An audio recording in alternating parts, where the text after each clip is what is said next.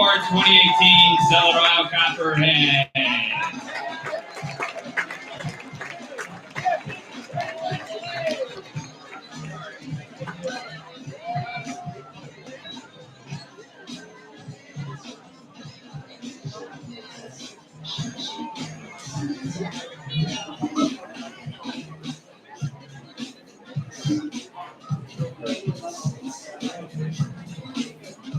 Game number 2 getting ready to get underway here from Bob Wren Stadium on the campus of Ohio University in Athens, Ohio, as the 9-31 Licking County Settlers will look at redemption over the 29-10 Southern Ohio Copperheads. Copperheads took game 1 on a walk-off double by Blake Holub in the bottom of the 7th doubleheader day, so we're only playing 2 7-inning games. Really good game for Licking County. The amount of substitutions that they had to make with pitchers playing all over the place. Eddie Pena got in the game. He would actually take the loss, but pitched pretty well for his first outing. But Licking County is not able to beat out the Copperheads. They would tie the game in the top of the 7th, but eventually lose in the bottom half of that inning. Starting lineup for the Settlers: Turner Hill leading off and playing center field. At short and batting second, Kaz Sobozic. Playing second and batting third is Sam Wilson. Cale Baker behind the plate and batting cleanup. Batting fifth and in left field, Dylan Ott. Eddie Pena out in right field,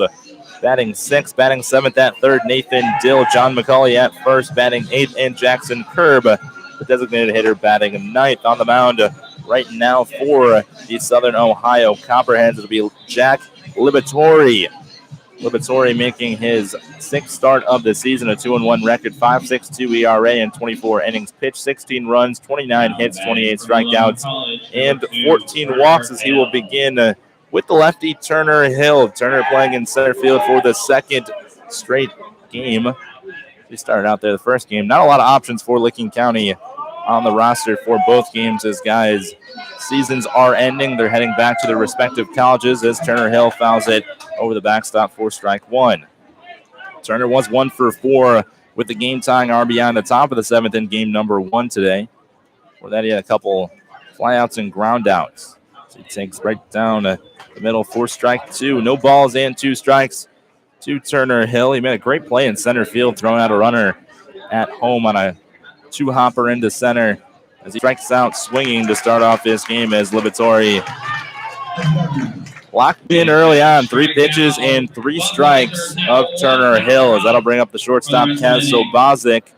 Kaz also 1 for 4 in the game earlier. He scored the first run of the day for the Licking County Settlers. That was in the top of the first, as Licking County led for a good portion of that game. They led 1-0, then also led 3-2 at one point. 2-1 at one point. Then it was a 3-2 ball game in favor of the Copperheads, then 3-3, and eventually 4-3 the Settlers would fall, as Sobozic takes low for ball 1. Here's the 1-0 offering, that one high. 2 balls and no strikes to the lefty, Sobozic.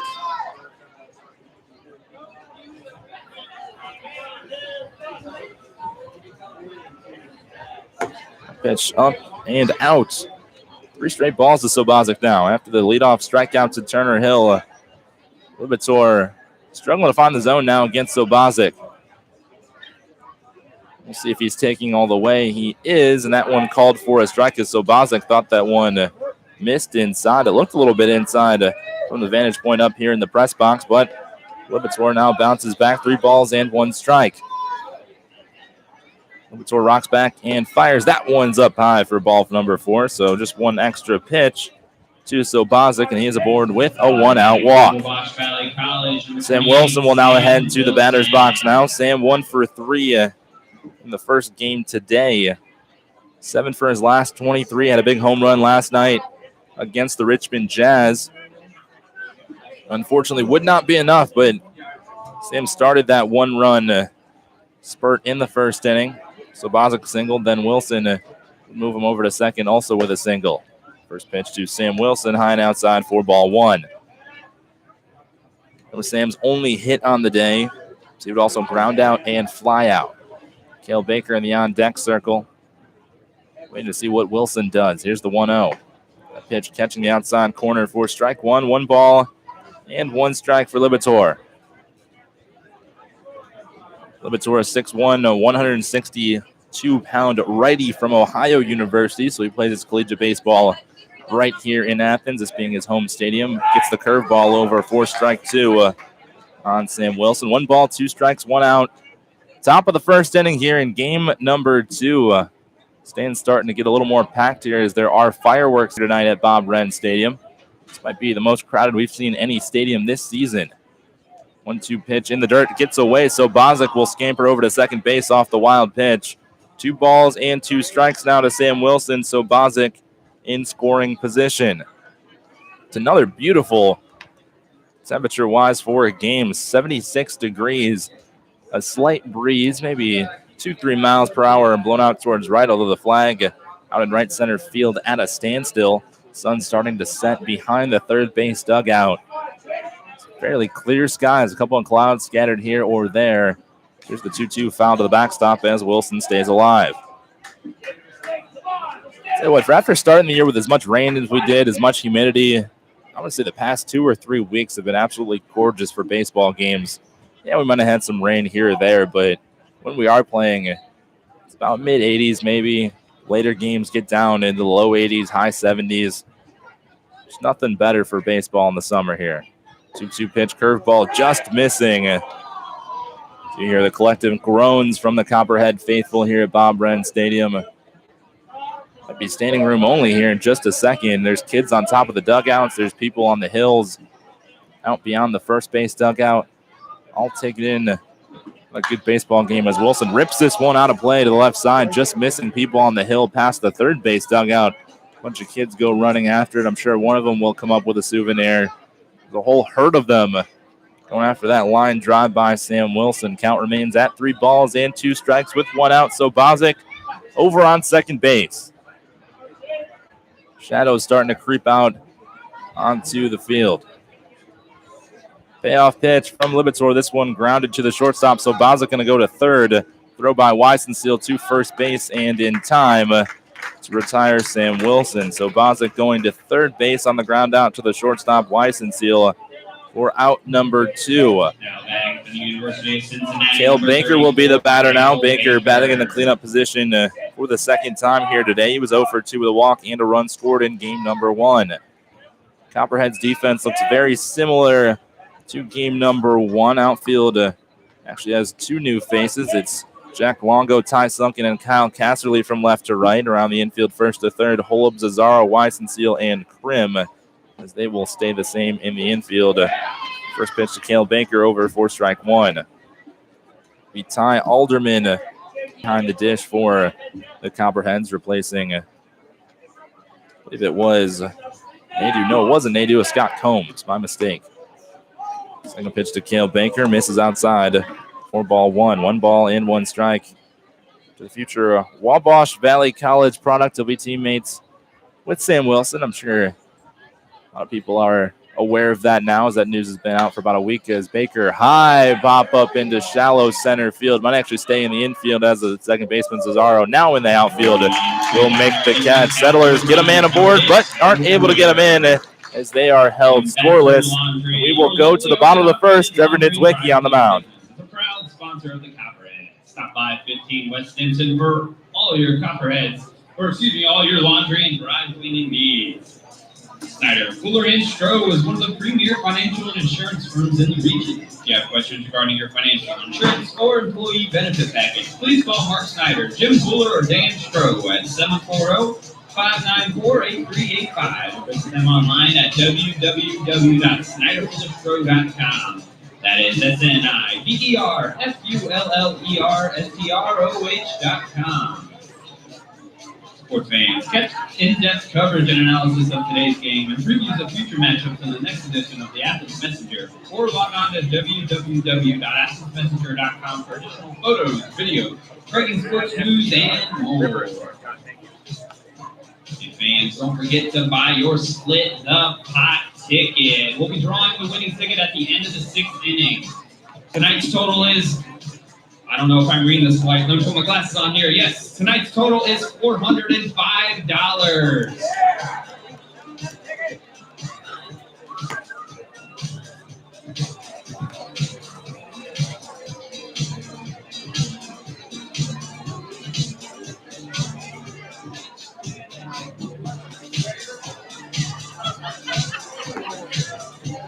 Trevor Niedzwicki on for the Licking County Settlers here in Game 2 of our Saturday evening doubleheader with the Southern Ohio Copperheads. Niedzwicki, third start of the season, 10th appearance overall, 0-2 record, 5.03 ERA, 19 2/3 innings pitched, 19 runs, 26 hits, 14 strikeouts, and 14 walks. Defense behind him, Ott, Hill, and Pena left to right in the outfield. McCauley, Wilson, Sobozic, and Dill first to third with Cale Baker behind the dish. Batting order for the Copperheads looks like this. Ty Sunken leading off, Thomas Azaro in the 2-hole. Zuber batting third with Blaine Krim cleaning up. After the top four, Blake Holub, Ty Alderman, Jack Longo, and Kyle Casserly and Joe Weissenseal to round it out as Southern Ohio tries to sweep the game doubleheader here from Bob Wrenn Stadium. These two teams in the 2018 finale tomorrow night from Don Edwards Ballpark. Actually, tomorrow afternoon, excuse me. It's a 1:05 first pitch, and there was a little bit of confusion. First pitch is set for 1:05 as Niedzwicki's first pitch will come in low for ball one. Ty Sunken earlier today, 1 for 2 with a walk, a hit by pitch. He also struck out, but he was the game-winning run off that double off the left field wall by Holub. He fouls this one off. I got a piece of Cale Baker as he tries to flex that left hand. Maybe might have got his wrist as he took his catching mitt off. He'll walk out to talk to Niedzwicki. 1 ball and 1 strike. It's a handful of Settler faithful here tonight. Amelia Lyons, TJ Lyons, our general manager, his wife here with a handful of our interns. You got John McCulley's mom here, Cass Sobozic's girlfriend, Dylan Ott. Had a handful of people here as well. Met Trevor Niedzwicki's dad last night. Sunken fouls into the third base dugout. 1 ball and 2 strikes. A lot of people coming here for their children's last games in a Settler uniform for this summer. Season winding down. Niedzwicki misses with the curveball. 2 balls and 2 strikes. A 42-game season. This is game number 41. We will have the finale tomorrow afternoon. It's been a quick season. A quick 2 months here in Newark, Ohio. Swung on and missed. Niedzwicki starting off the best way you could with a strikeout of Sunken for out number 1 here in the bottom of the first. Thomas Cesaro, the second baseman, will be up now. Cesaro 1 for 3 earlier today with a walk and a strikeout. Pena struck him out actually in the 7th inning after the leadoff hit by pitch by Sunken. Pena, I tell you what, this pitch fouled out of play and enough room for first baseman John McCauley. Watch out in the stands, just missing the grandstands right behind the first base dugout. In fact, I tell you what, Eddie Pena, no warm-up before going out there. He came directly from shortstop onto the pitching mound, and he didn't do bad. For his first outing here, there was talks that he might throw here today. This is his last game in a Settler uniform. He'll be heading home tomorrow afternoon. Niedzwicki misses inside, 1 ball and 1 strike. There was talks that he would get a chance to come in one of these 2 ball games. Yes, he did pick up the loss, but not being a pitcher by trade in college, 2 balls and a strike. Did pretty well. Did about all you could ask. Had a scoreless frame, got out of the 5th inning, nearly got out of the 7th, had 2 outs before Blake Holub hit that ball off the wall. Niedzwicki pumping the fastball by Cesaro, 2 balls and 2 strikes. Pena now finds himself out in right field in this game. He's played outfield a couple times. I want to say the first time we saw him out there was up in Canada against the St. Clair Green Giants. Another short roster for the Settlers as back-to-back strikeouts. Swinging, down goes Thomas Cesaro as Niedzwicki gassing him up. And that's 2 strikeouts here early on. Ray Zuberer will be the designated hitter here in game number 2. He was 0 for 4 with a strikeout, so nice if Niedzwicki can get out of the bottom of the first, striking out the side. Looks locked in here early on. Rocking back from the windup, first pitch, catching the outside corner. Niedzwicki going to the fastball early and often. Actually, both batters he struck out, 2-2 counts. Starts off 0-1. Here now goes 0-2 as he pumps another fastball right by Zuber. Zuber, all he could do was just watch that one. Niedzwicki rolling here. First three batters. Let's see if he can get strikeout number 3. Niedzwiecki gets the sign that he likes. The wind-up deal and the curveball fouled out of play. As he went away from the fastball there. It's been his bread and butter. Well, it's only 2 hitters, but nobody's really caught up to it yet. No balls, 2 strikes, 2 outs. Bottom of the first, no score. Niedzwiecki misses up, 1 ball and 2 strikes now. Zuber batting from the left side of the plate against the righty Niedzwiecki. 1-2 offering, curveball. That one bounces well in front of home plate. And what do you know, Niedzwiecki, another 2-2 count. He struck out the last 2 batters on 2-2 count swinging. See what he can do right here. 2 balls, 2 strikes, 2 outs. Bottom of the first inning. Beautiful day here for baseball as evening turns to night. 2-2 just misses up and out. And Niedzwiecki will have a full count to the designated hitter, Ray Zuber. There's a shadow. Niedzwiecki's in the light, but he's going to step into a shadow and go back in the daytime. As there it is, strike number 3, Niedzwiecki. 3 straight strikeouts as he strikes out the side, all swinging, and he is rolling here early on. We've played 1. There's no score. Settlers coming to bat in the top of the second. Thank you for your continued support of your Copperheads. Now, fans, please direct your attention to our on-field host, Troy Lowe, on zap of the third base dugout. Fans, if you participated in our 50-50, it's time to get out those lucky ticket numbers. This first raffle, our winner is going home with a brand new smoke detector provided by Athens Fire Department. And our lucky number is... Here we go, do a nice little rumble. And lucky number is 8494412. Again, that is 8494412. One more time, we're going to get 8494412. If that is your number, you can go pick up your prize from Logan at the merchandise table on the first base dugout.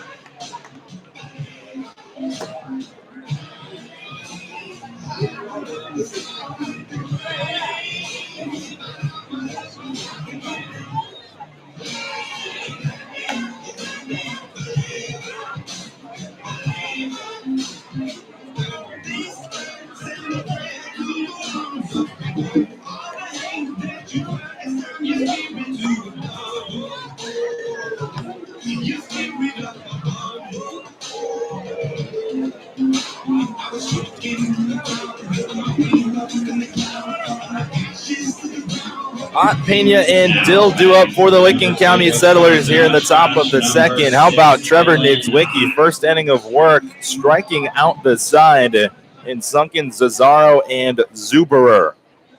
Still not the right-handed hitter. Trevor Niedzwiecki's teammate at Wisconsin Oshkosh. Fouls off behind home plate. Running words together there. I knew it was Oshkosh, but definitely didn't come out that way. I promised in my head. Did not sound like Oshkosh. Here's the 0-1 as Ott fouls back. 1 ball and 1 strike. The right-handed left fielder. He's an infielder by trade, but playing outfield the majority of this summer here for the Settlers. 1-1 pitch outside from Liberator. And botched his first name in that first inning. It is Liberator. I had to ask some of the Copperhead guys here. This pitch fouled off behind home plate and out of play. Watch out, the fans right by the concession stand. There's a big line over there to get food. Maybe not quite paying attention to the game. 2 balls and 2 strikes. Never know if foul ball is going to come your way. That's the one thing about baseball. You have to stay alert at all times. That curveball misses in the dirt. 3 balls and 2 strikes. We were at an Angels game out in Anaheim, say about, 5 years ago maybe. We're standing down the right field line during batting practice, and we're kind of waiting for a foul ball maybe to come our way. The 3-2 misses out. Dylan Ott leads off the second inning with a walk for the Settlers. Second runner they have had via the walk, the only 2 runners they have had on here early on. Eddie Pena, the right fielder in this game, will come to the dish now. 1 for 3 earlier today. We're out in right field, the Angel Stadium. My dad is out there talking about how he didn't need a glove. He's always paying attention. He'll catch anything that comes out there. Well, sure enough, about 10 minutes later, I hit him. Dad, look up. Ball coming right at him, goes right off his hands. It's Pena. It's this high in the infield. Left be the third baseman, Blaine Krim, settling under it and making the catch. So 1 out now on the board for the Copperheads here in the top of the second inning. Nathan Dill will be the batter now. Dill 1 for 2 with a sacrifice fly. So he added an RBI to his name. But still to this day, don't let my dad forget about dropping that ball in the outfield. Had one a couple years ago at Monongalia County Ballpark in Morgantown. It was a West Virginia Black Bears game with a friend at the time sitting behind home plate as Dill hits this one high into shallow right field. Cesaro, the second baseman. Casserly, now the right fielder, coming on, and he will make the catch. So 2 straight pitches now for Liberator, and 2 outs after allowing the leadoff walk. John McCulley will be coming to the dish now. McCulley started on the mound in game number 1. He got the no decision. Also batted twice. He was 0 for 2 with a strikeout. Ended up getting pinch hit for by Garrett Roberts in that 7th inning. Roberts would reach on an error. We were sitting behind home plate, kind of up in the suites. We worked there, so we didn't need actual tickets. As first pitch down the middle with strike 1 to McCulley. Sitting there, friend wasn't paying attention. Ball comes right back. I thankfully was able to snag it and save my friend from probably a concussion.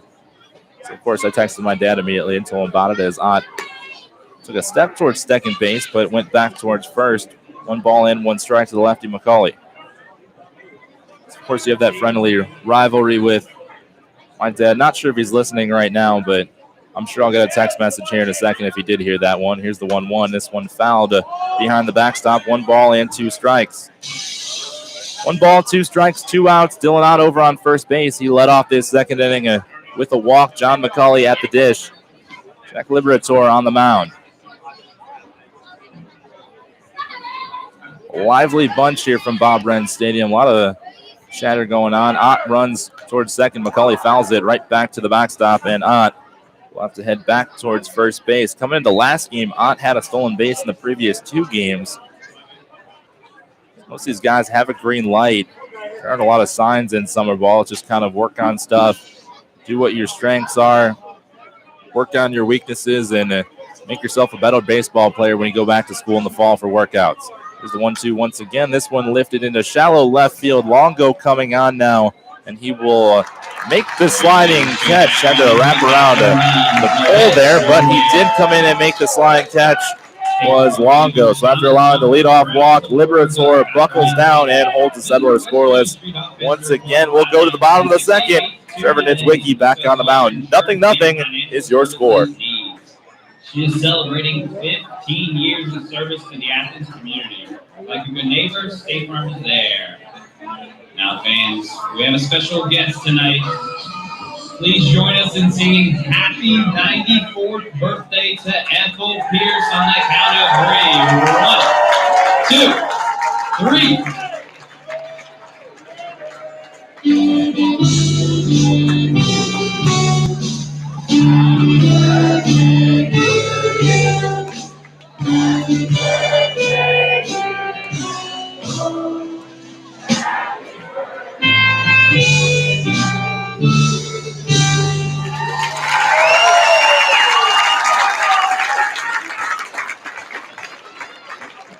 Thank you for joining us tonight, Ethel. Just a reminder about our beer promotion. Each Settler batter has been assigned a beer. If that batter strikes out, that beer will be $1 off for that inning.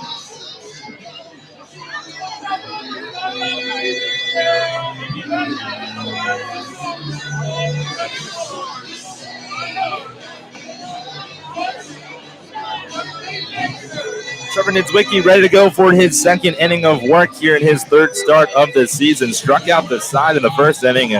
Gives It's the top three hitters for the Southern Ohio Copperheads. He'll have Blaine Krim, Blake Holub, and Ty Alderman. Two up here in the bottom of the second.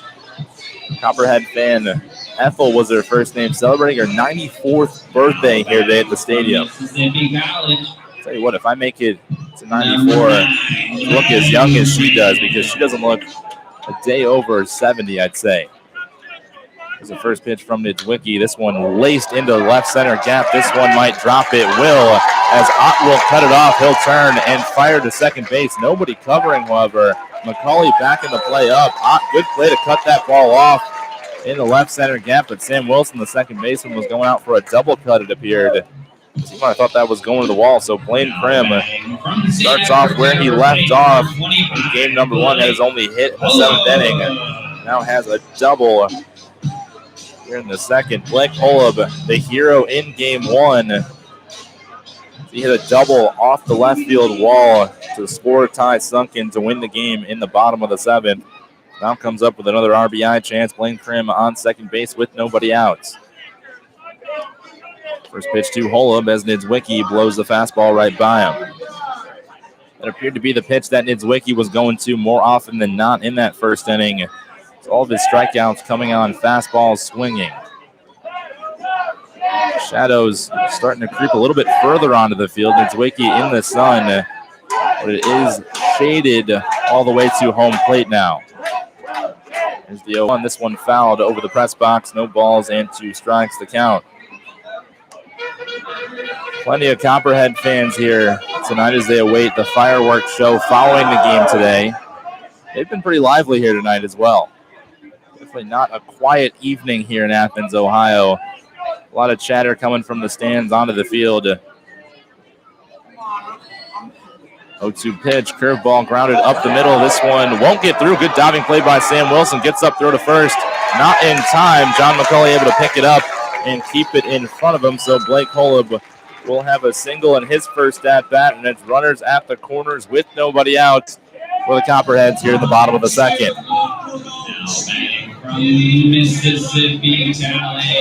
Ty Alderman, the catcher, coming to the plate now. Alderman did not start in game one, so this is his first at-bat here on the day. Will bat from the left side of the plate, number 14 on his back. Copperheads wearing, I'm not sure what the design is supposed to be. It's an orange and black, orange sleeves. It's a black base on the chest of the uniform as Niedzwiecki misses low and out. He got some maybe paint splatter, you could call it, of orange all over the jersey there, sticking with the white pants. Settlers, same uniforms as game one, red hats, blue tops, gray bottoms. Has another swing through, this time from Alderman. 1 ball and 1 strike. Lefty from Mississippi College. Krim on third, Holub on second. First 2 hits of the ball games here for the Copperheads after going down 3 times swinging as Niedzwiecki checks on Holub over that first base.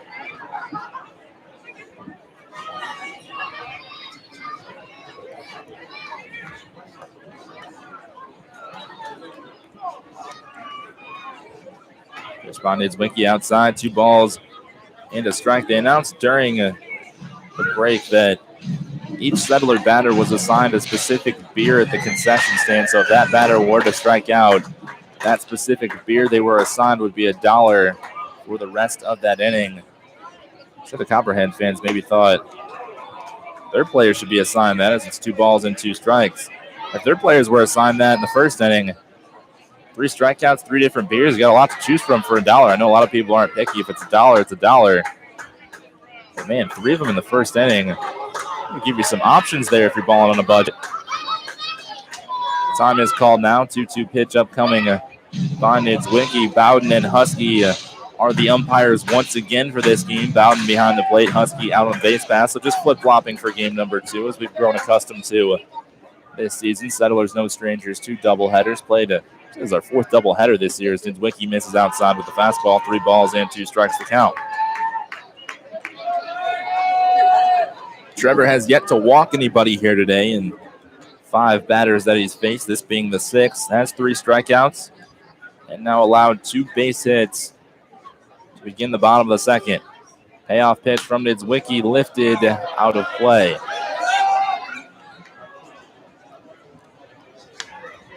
It's interesting here at Bob Brennan Stadium. I've never seen this before, but kids are allowed to sit up on the dugouts.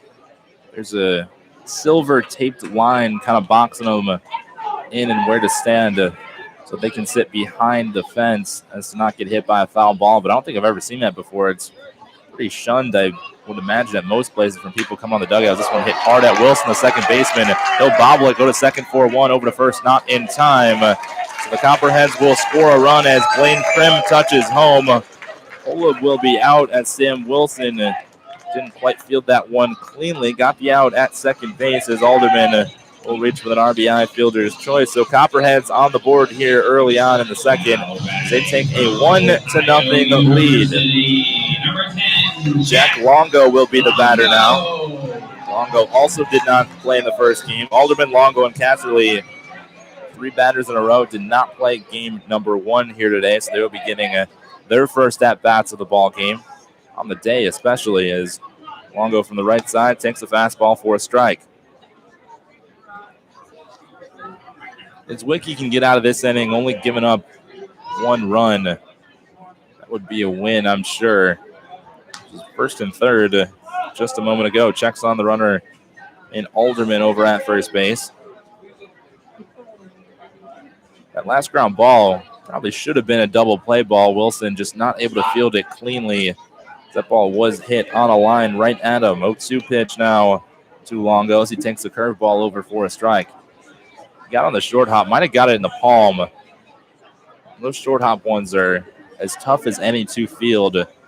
Thankfully, Wilson was able to keep it in front of him and still get the out at second base. Here's the 0-2. That one misses outside. 1 ball and 2 strikes now. Niedzwicki, 3 strikeouts already here today. All 3 coming in the first inning. Why not get number 4 right here? It's the 3rd outing in a row that Niedzwicki has started. He began the year in the bullpen, coming in relief. He's gotten 2 starts. Now this being his 3rd. There it is, strike number 3. That is strikeout number 4. All have been swinging as Niedzwicki racking them up once again. There are 2 outs up on the board, and Kyle Casserly coming to the plate. Casserly starting game 2 in right field here today, batting from the left side of the plate. So we'll have his first at-bat of the day. Runner over on first base, it's Ty Alderman. Alderman knocked in the only run we've seen so far as Casserly rips this one into right field now. That'll go for a base hit. Pena coming up. He'll make a throw into third base. It'll be not in time as Dill will put runners at the corners once again. But there are 2 outs. Casserly wasting no time. First pitch swing and drills it into right field. Not a bad throw by Pena. But Niedzwicki not out of it yet. Joey Weissenseal, the batter now. Weissenseal 1 for 3 in game number 1 here today. Also had an RBI. It's a 4-3 win for the Copperheads. Niedzwicki calling time, talking to his infielders, making sure they know what they're doing. On a comebacker. Runners at the corners, 2 away. Number 9 hitter Weissenseal at the dish. Copperheads already have pushed 1 run across. They lead 1-0 here in the bottom of the second.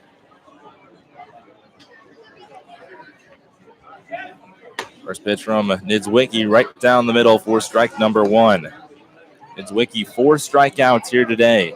He's recorded 5 outs. 4 of them have been via the strikeout. All have come swinging. On the stretch, this one grounded to the shortstop, so Bozic, he fields, goes to second for the easy out, and that will retire the side. So after allowing 2 base hits to start the inning, Niedzwicki does allow 1 run, but strands 2. We go to the 3rd. It's Copperheads 1, Settlers nothing. Now, fans, please direct your attention to Troy, who is making his way on over to the first base dugout.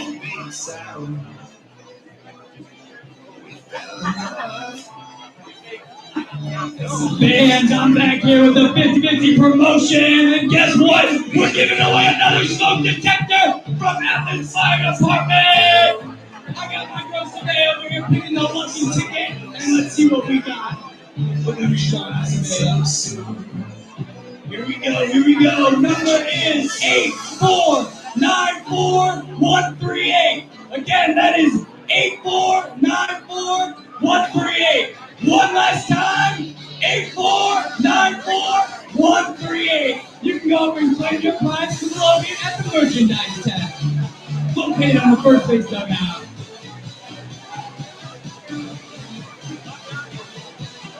Major reminder to stick around tonight for Fireworks Night, presented by Ohio Health Believe in We.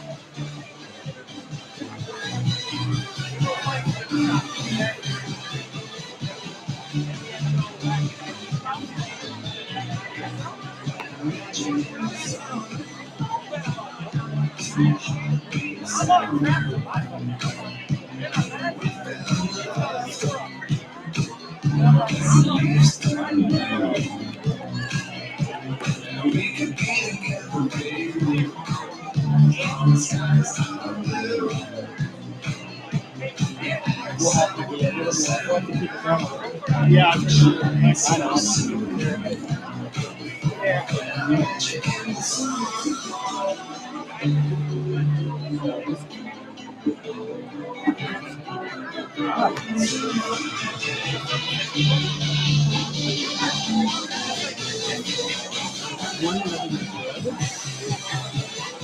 We've played 2 innings here from Bob Wren Stadium in Athens, Ohio. It's the Copperheads 1 and the Settlers nothing. Licking County, no runs, no hits, no errors, 2 left on base.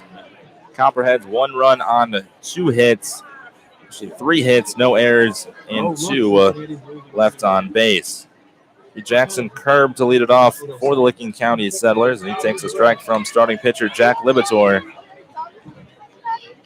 Curb pinch hit in game number 1. That was in the 7th inning. He would walk part of that 1-run inning. Licking County would come back to tie the game at 3 as Curb takes a ball in the dirt. 1 ball and 1 strike to count.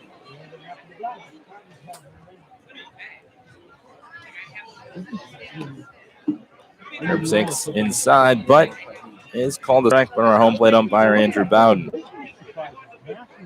Shadows completely covering the pitcher's mound now.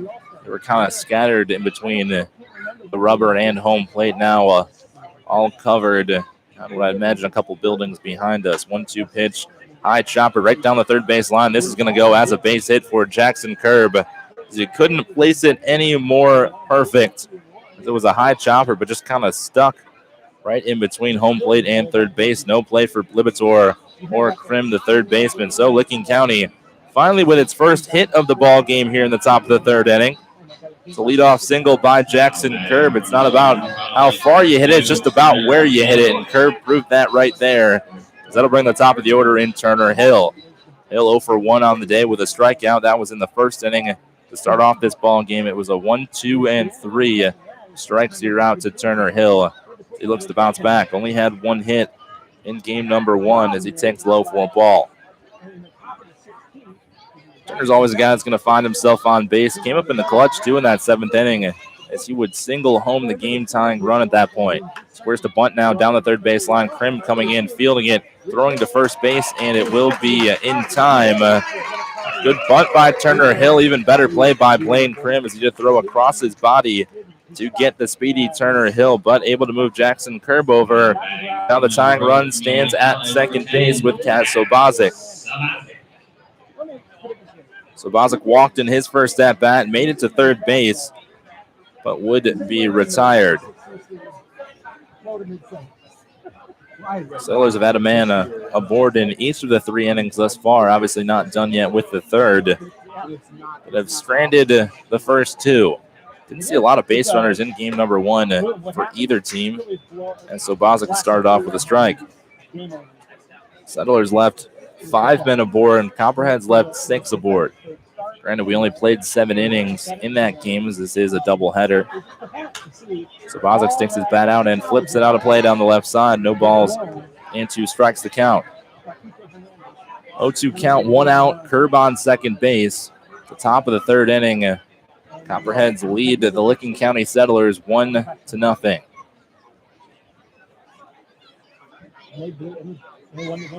Game number 1 was the closest meeting we'd seen between these 2 teams. Copperheads now 3-0 against the Settlers as Sobozic Takes a pitch up as Liberator tried to go to the breaking ball, but not able to get it back down. Every other game against the Copperheads, for the most part, been a blowout. Settlers had lost 7-2, 11-5, and 14-9 as Curb will take off for third. So Bozic flips this one into left field. It's going to be caught by the left fielder Longo. Curb trying to get back to second, and he will not, as that will be a double play to end the top of the third. As so Bozic retired on the flyout, and Curb, who had taken off towards third base with a good jump, not able to get back to second. Licking County goes down again scoreless as we'll go to the bottom half of the third. It's Copperheads 1, Settlers nothing. Behind the scenes looks, home and away score updates, exclusive promotions, and much more. Again, that is at Copperheads on Twitter, at Chance Baseball on Instagram and Snapchat, and Southern Isle Copperheads on YouTube. Now, fans, please direct your attention to Troy on top of the third base dugout. I don't know the league's rule on that. Guess what, Jets fans? I'm back, and I'm giving away more free stuff! And guess what I'm giving away this time? Yeah, you get another smoke detector provided by Athens Fire Department. And I got my girls today out here picking that lucky ticket again. What number do we got today up? We're looking at lucky number 849-3894. 849-3894. One last time. 849-3894. You can go pick up your prize from Logan and merchandise space right behind the first base dugout. I mean, if they're makeup games against Hamilton, or they can make it, they're 25 minutes apart. I could see that. I could see them position. I'm talking about losing home.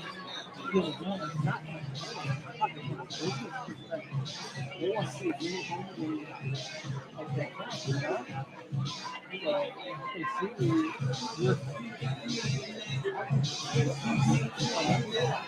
He's got an email from the about the different behaviors that I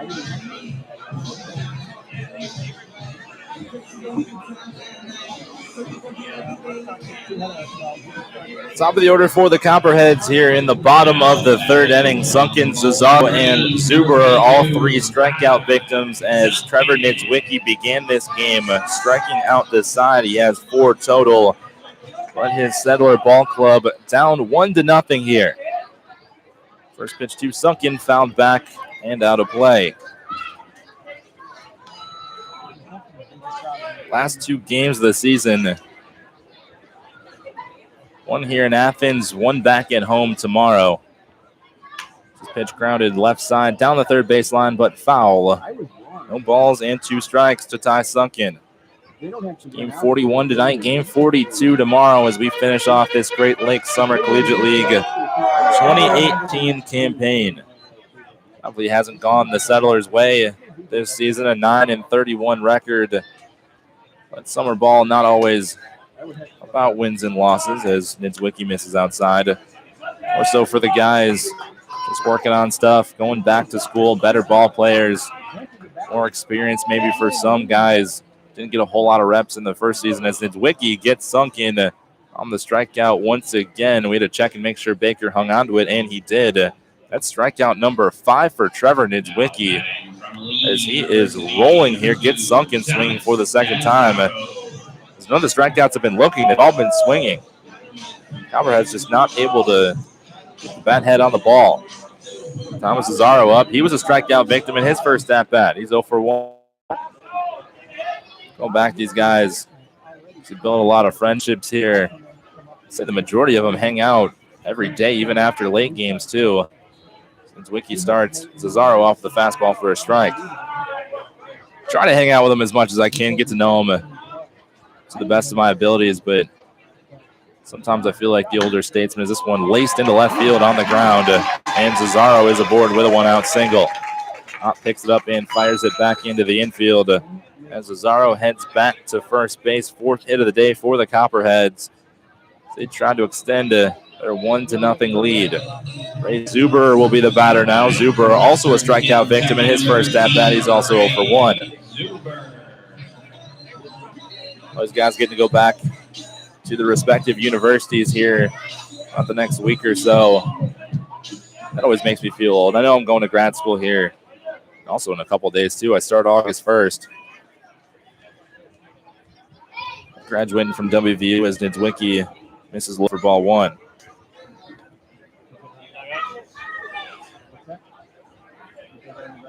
It's definitely a weird feeling graduating college, which I'm sure a lot of these guys will get to experience here very soon. I'm just prolonging my adulthood going to grad school. So I told everybody I'm really not ready to be a full-fledged adult yet. I can handle one more year, only a year at UC. So I can handle one more of that, and then we'll figure out the whole adult thing. As this one popped up in the infield, it'll be foul ground. McCauley will chase it in between home and first and make the catch for out number 2. Niedzwiecki still has a man over on first base, but 2 outs, and Blaine Krim coming to the plate. Now batting from Krim singled and hit first. That actually doubled. It's a good play by Dylan in left center to field it and throw it back in. He would score the only run of the game so far. First pitch to Blaine Krim misses up for ball 1.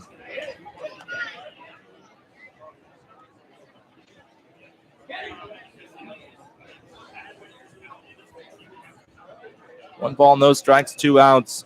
Cesaro over on first base. It's a pitch from Niedzwiecki. Baker tries to throw down to first. It's knocked down by McCauley. He might have got his knee on that, actually, as he tried to pick it out of the dirt. Pitch was taken low for a ball. Baker trying to throw behind the runner. It's 2 balls and no strikes.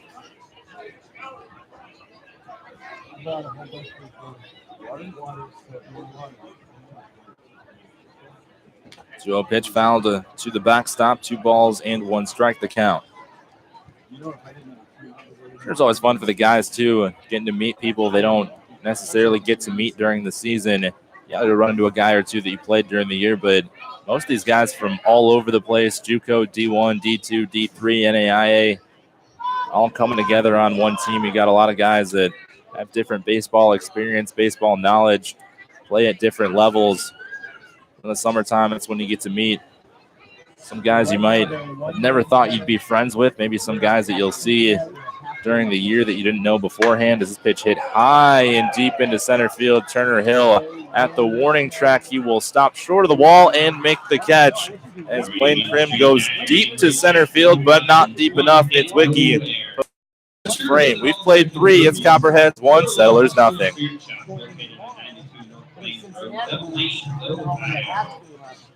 Now the Copperheads would like to recognize the Lowe family for the Edward Jones seat upgrade of the game. Thank you for your Copperhead support. Now fans, if you turn your attention to the first base dugout, you'll see Troy. And man, I'm back with more free stuff. If you got those 50 ticket numbers, I get them out now. This prize is going to be a dog training certificate through Connecting Spirits for a $70 value. Get those pups trained up, people. And our lucky number is going to be... We got a lucky number today. It is 999-3672. Again, that is 999-3672. One more time, we got 999-3672. We got that prize loaded at the merchandise table. Okay, that's where I was at. Like I say, if they've already played today and lost, and the only thing is, this game and 2 games tomorrow, and you have 1 game. So you're saying they're technically, literally speaking, they're half game up.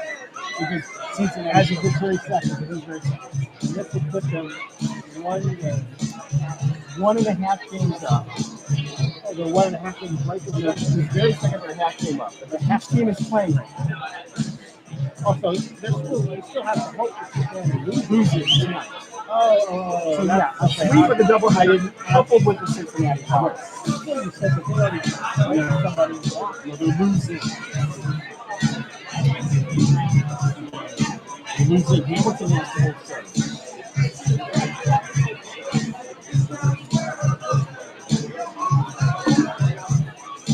3-4-5 for Licking County due up here in the top of the fourth inning. Settlers trail the Copperheads by one. Sam Wilson, Cale Baker, and Dylan Ott scheduled to bat here. Jack Liberator on the mound for the Copperheads. He's only allowed a handful of base runners. He starts Sam Wilson off with the ball outside. 3 base runners to be exact, 1 in each inning. He stranded 2 of them, got the double play ball last inning on the fly ball from Sobozic. As Wilson takes at the knees for strike 1. It's the Copperheads who have played last game. So it's yeah. Then you go on winning percentages. You on winning percentages. Right now, 1-1 offering coming from Liberator in the dirt. 2 balls and a strike. Playoff teams have been set for each division. The order we are still not sure of. Up in the north, St. Clair, Lima, and Saginaw all have qualified as Wilson takes high for ball 3. And in the south, Southern Ohio, Cincinnati, and Hamilton will represent the Southern Division.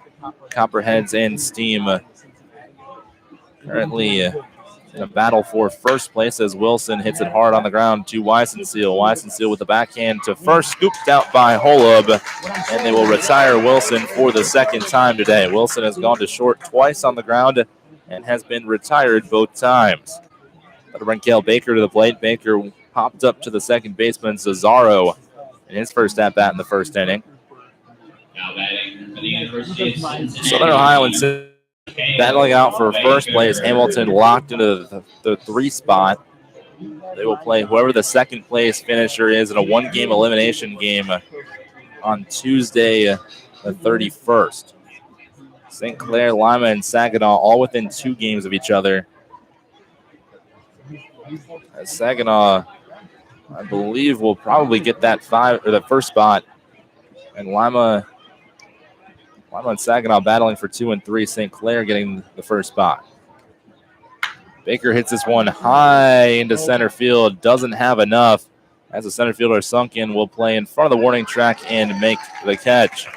Baker goes deep to center field, but much like Lane Krim, not deep enough, as he will be retired for the second time today. Dylan Ott will come into the right-handed batter's box now. Ott walked in his first at-bat. He worked a full count against Liberator and walked to lead off the second inning, but would be stranded over at first base.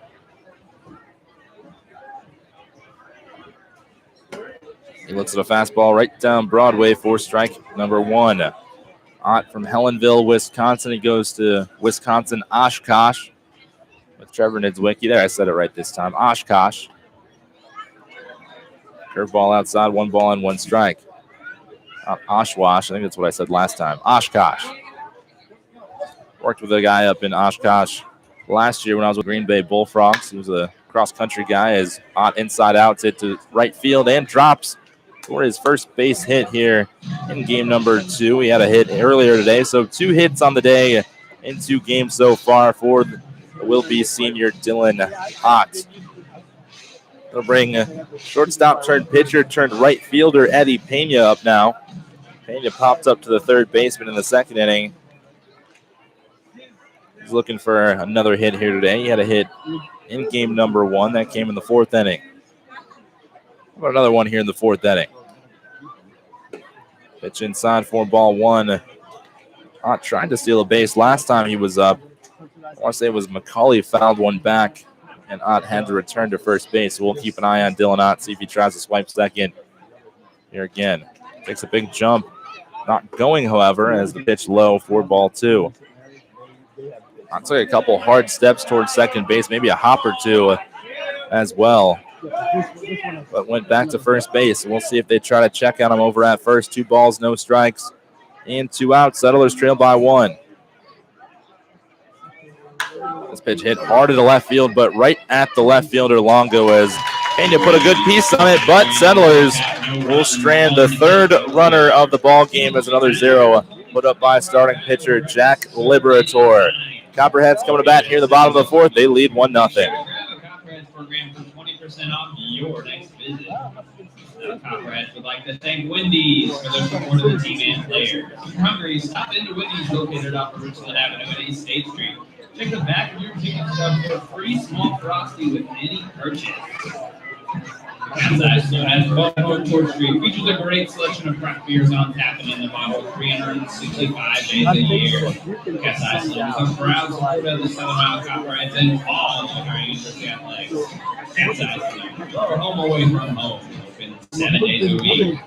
Now, folks, turn your attention over to Troy on top of the first base dugout. Right, Cheddars, I'm over here with Emma, Madeline, Olivia, and Homer looking to stay fit in Homer's Fitness Challenge. Each contestant is going to get 15 seconds to do as many squats as they can, and whoever has the most is going to go home our winner. Are our contestants ready? All right! 3, 2, 1, go! Make some noise for our contestants doing squats. It ain't easy out here. Look at him go! Emma's been playing volleyball. She said she's been doing this for a while. Keep it going! Come on! You guys got to pick it up, Homer! Homer and the sorry performance! 3, 2, 1, and we are over! What do we got? 26 for Emma! 28 for Madeline!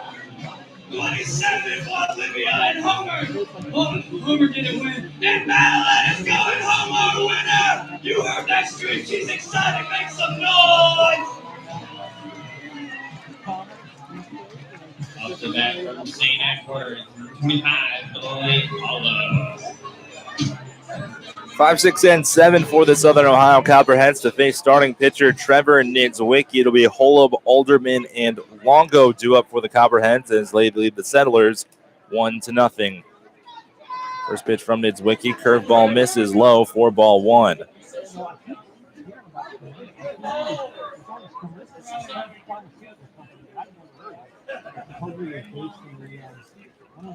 Pitch now misses in the dirt. Might have got a piece of Baker.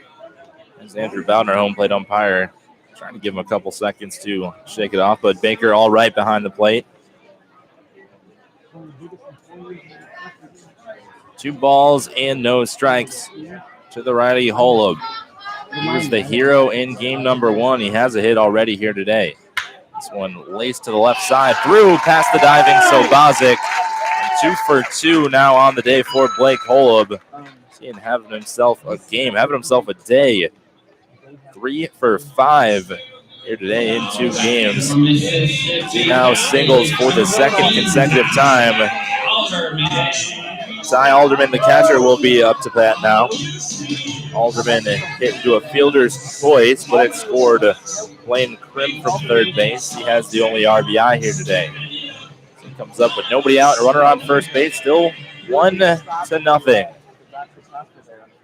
Let's take a look and see what the rest of the league is doing right now as Niedzwiecki pumps the fastball in the outside corner for strike 1. Lake Erie up on Galeon. Graders' playoff hopes died last night. They lost to the Hamilton Joes, officially eliminating them from playoff contention. Niedzwiecki fouls right back to the backstop on the bat of Alderman. No balls and 2 strikes. The Monarchs lead the Graders 3-1 in the top of the 6th. Lima up on top of Grand Lake 4-2 at bottom 5. Since they're leading Hamilton right now 4-3, this team probably would need to win out if they have any shot of taking the top of the Southern Division as Niedzwiecki checks on first base. They would need Licking County to win 1 out of 3 games. Licking County dropped the first one, so 2 more chances maybe to help out the Cincinnati's team. The Settlers beat the Cincinnati's team one time about a week ago as this one rolled over right side. McCulley plays back, will field it in foul territory. So the count will remain no balls and 2 strikes.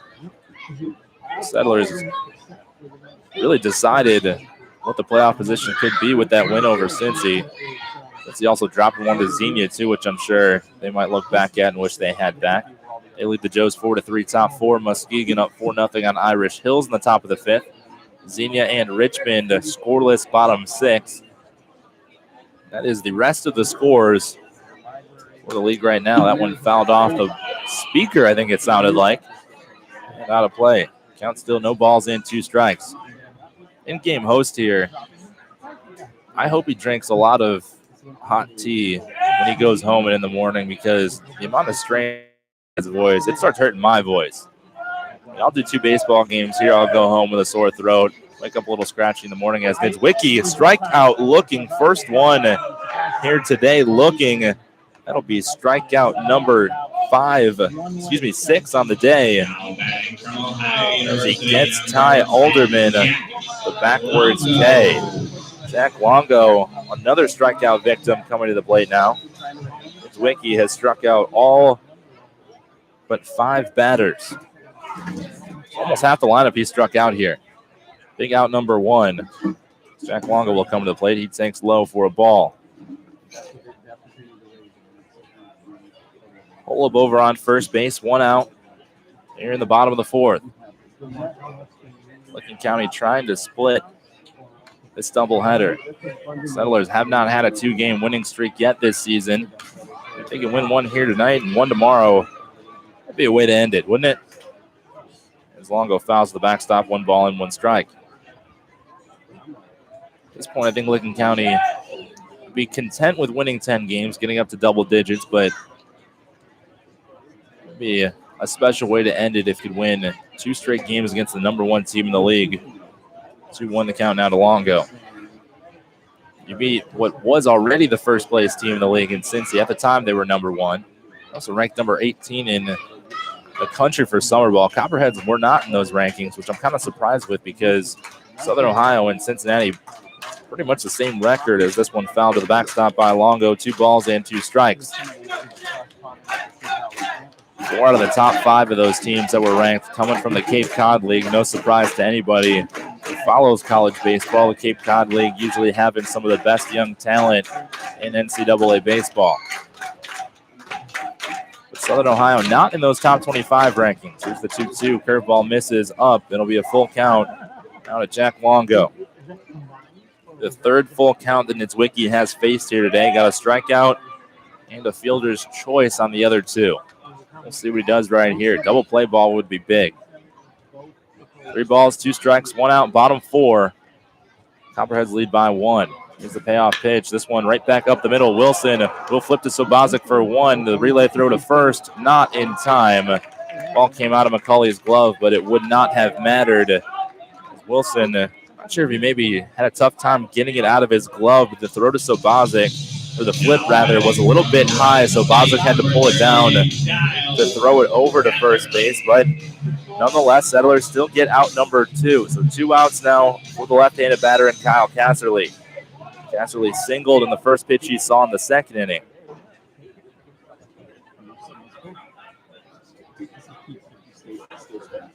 First pitch he sees off speed upstairs for ball 1. I have to say for age 7. I have to turn off my fan now because it's getting a little chilly up here in the press box. As Niedzwiecki throws over to first base. As Brady Labor, the GM, and does some play-by-play for the Cincinnati team, he came prepared the 1 game at Don Edwards Park with his own fan. Thought, that's not a bad idea. Maybe if I do this again, I'll invest in one of my own as Niedzwiecki misses outside, 2 balls and no strikes. So I bring my own power strip, so I have enough outlets. So I plug in the mixer, my laptop, my phone. That's it. So I got 3 more outlets to play with. If I do this again, bringing my own fan might be a good investment as that pitch runs in. 3 balls and no strikes to Casserly. Some places have AC, some don't. We have it at home. It's usually hit or miss if I put it on or not. No AC here, but they do provide you with a fan. Hamilton had me up on the rooftop, so there's no AC there. As Niedzwiecki misses outside, a 4-pitch, 2-out walk to Casserly will put runners at first and second base with 2 away. Joe Weissenseal, the shortstop, to the dish. Now he grounded into a fielder's choice in the 2nd inning to end the inning. Settlers have been shut out for 4 innings so far. Copperheads have 1 up in the 2nd, and that is the difference. It's a competitive game. Number 1 is Licking County would fall on the walk-off base hit by Blake Holub in the bottom of the 7th. First pitch from Niedzwiecki, taken on the outside corner for a strike. That's the way you bounce back right there after allowing the 2-out walk. not out of the woods yet. Arkansas was drained, but we crossed the state line. Trevor gets his sign, checks the runner over on second base, and delivers the 1 fouled out of play to the right side. 1 strike away from ending the 4th frame. It's Wiki here today, 6 strikeouts. Has no walks. Has allowed 5 base hits, but no walks. He's been throwing a lot of strikes. That's all you can ask of your pitcher. Throw strikes, give us a chance. That was an issue Licking County had earlier in the year. Just a lot of walks, hit by pitches, just free base runners. That proved to be costly. There it is, strike number 3. Ball gets away from Baker. He makes the throw down to first base, but it's Wiki. Gets his 2nd strikeout of the inning, 7th on the game. And we are through 4. Copperheads lead the Settlers 1-0. For the Athens Area Chamber of Commerce logo, be sure to support the businesses that support Athens Sandlot, our very own Copperheads, and our community. Love Athens, keep it local, because together we make a difference. Copperheads would like to thank all the Ohio Health employees that have joined us tonight.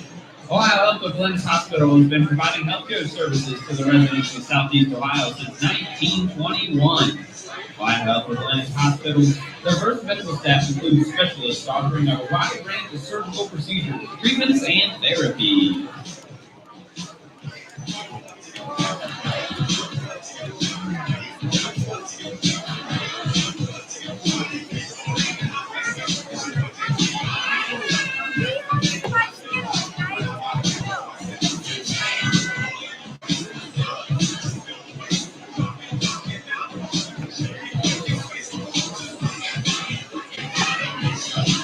Be on the lookout for some strikeouts this evening.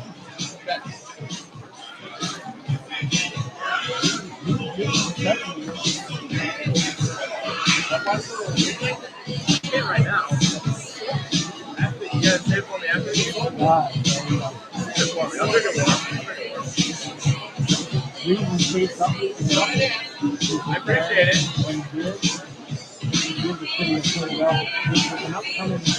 Their 1 time a year trip to Philadelphia, about a week and a half, 2 weeks away. Give them time, and they did it. They do it with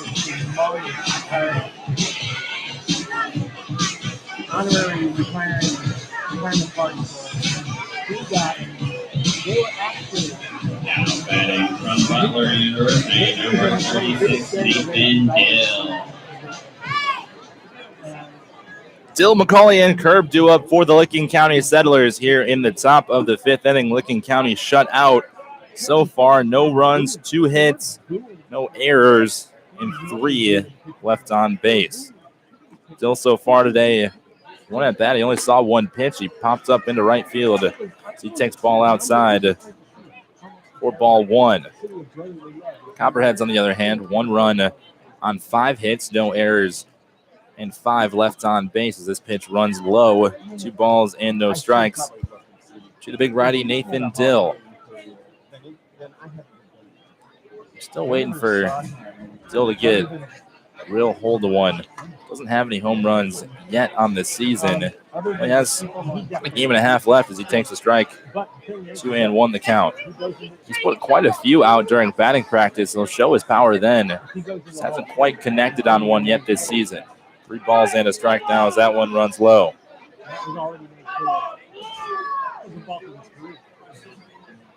People still loud here at Bob Wren Stadium. Not happy with the umpires. Thought they were about to run out there at the umpires after Garrett Roberts was called safe in the 7th inning in game 1. As Dill laces this one foul, just missing Sandman over the third base coach's box. 3 balls and 2 strikes the count. Full count to Nathan Dill. Jack Liberator, no strikeouts since the 1st inning. Turner Hill began the game with a strikeout, but since then has retired everybody either ground out or fly out. Here's the payoff pitch. This one hit hard into center field. Sunken going back at the track. He'll make the running catch right in front of the warning track as Dill will go deep to center field, but be retired for out number 1. John McCauley now the batter. He flew out to left field in his first at-bat. He was 0 for 2 in game number 1. Does not have a hit today. Mom Shelley in the crowd right now. Came out to watch him pitch in game number 1, sticking around now for game number 2. First pitch to John. That one misses high for ball 1.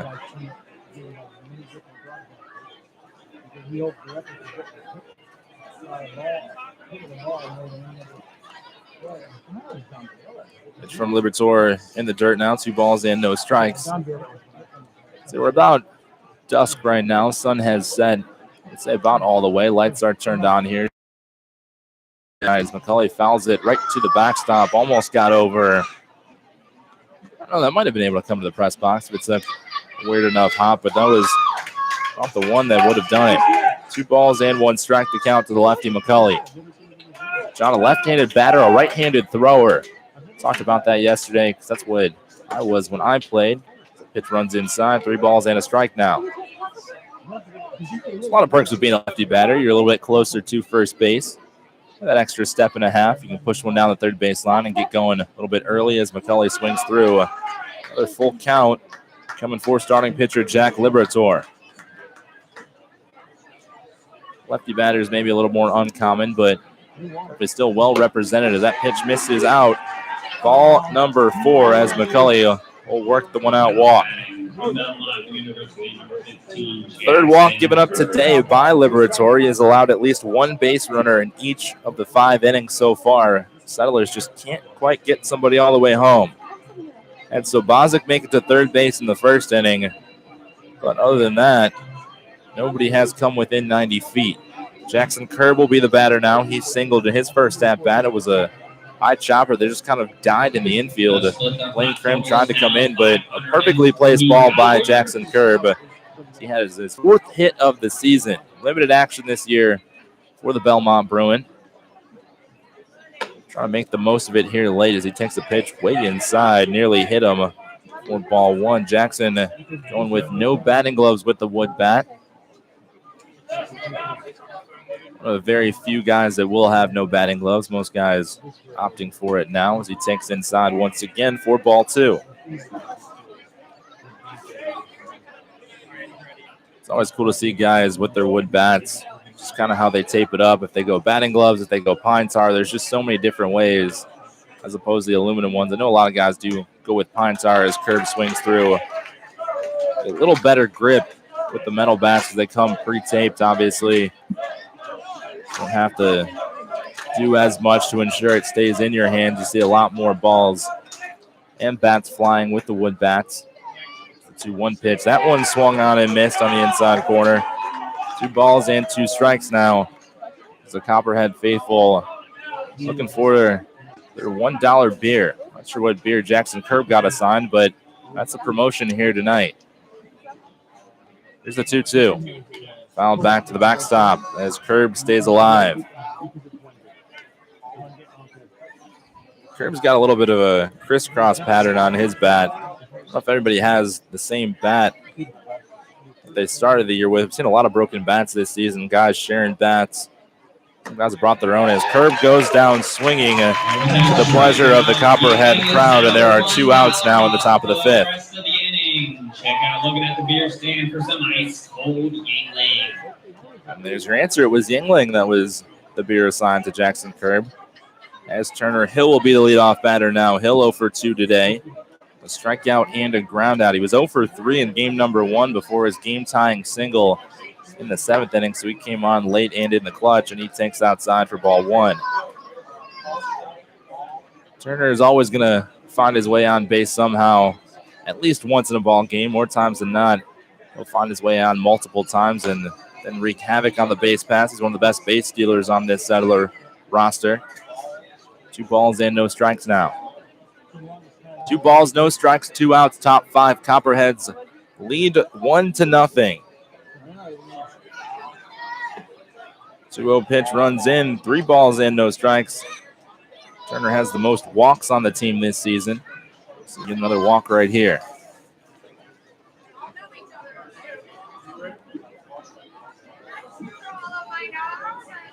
Here's a 3-0. That one just catches the outside corner. 3 balls and a strike now. See a lot more close games as of late, maybe lower scoring as well. The Cincinnati series, it was 9-6 ball game, but a 3-run ball game. We got 1-run ball game here. Richmond didn't necessarily blow out Licking County as this one flipped into left field right at the left fielder Longo. And that will retire the side. Settlers get another man aboard, but leave them stranded. That's number 4 on the day. We go to the bottom half of the 5th. It's still Copperheads 1, Settlers nothing. No runs, no hits, no hours. And fans, we are currently out of Yingling, so we're doing $1 off Brass Wheats for the rest of the inning. And the last call for you to split the pot tickets. End of the 5th will be the cutoff. Classic Brands, Budweiser, and Yingling are proud supporters of Copperheads baseball. Please drink responsibly and always use a designated driver. Responsibility matters. And now please turn your attention to Troy along the third base dugout. Fans, I am back and I'm trying to get rid of some more of this stuff. This prize is going to be a Rocky Brands gift certificate for 1 free pair of Rocky boots. I said 1 free pair of Rocky boots. Come on now, get excited, people. Our winning ticket number is 849-4949. Again, 849-4949. One more time. 849-4949. And again, you can go collect your prize from Logan at the merchandise table right behind the first base dugout. Jets fans, have a party coming up, or maybe just a sweet tooth? Check out Sweetheart's Bakery and Cafe, located at 817 West Union Street, or give them a call at 740-590-2829.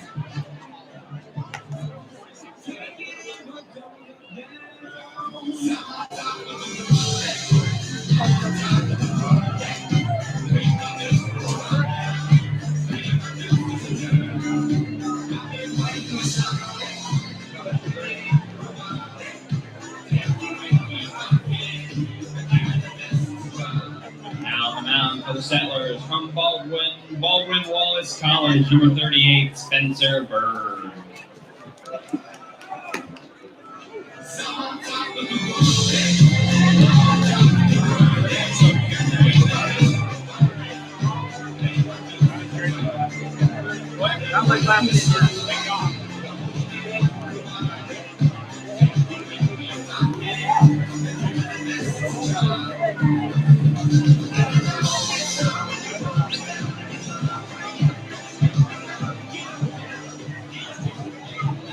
Batting from Bowling Green, number 22, Ty Sunkin.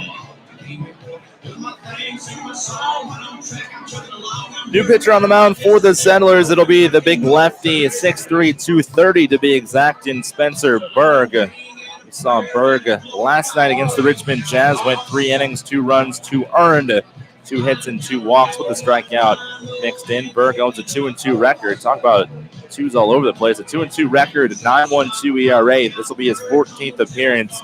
23 2/3 innings, 20 strikeouts, 21 walks, and 37 hits. He'll have the top of the order with Ty Sunkin, Thomas Cesaro, and Ray Zuber due up. Trevor Niedzwiecki, a masterful performance in what will most likely be the last time we'll see him in a Settler uniform. He went 4 innings, gave up a single run, 5 hits, 7 strikeouts, and a walk. Right now is in line for a loss, but not much more you can do with the offense sputtering right now. First pitch from Spencer Berg, fastball outside, 4-1.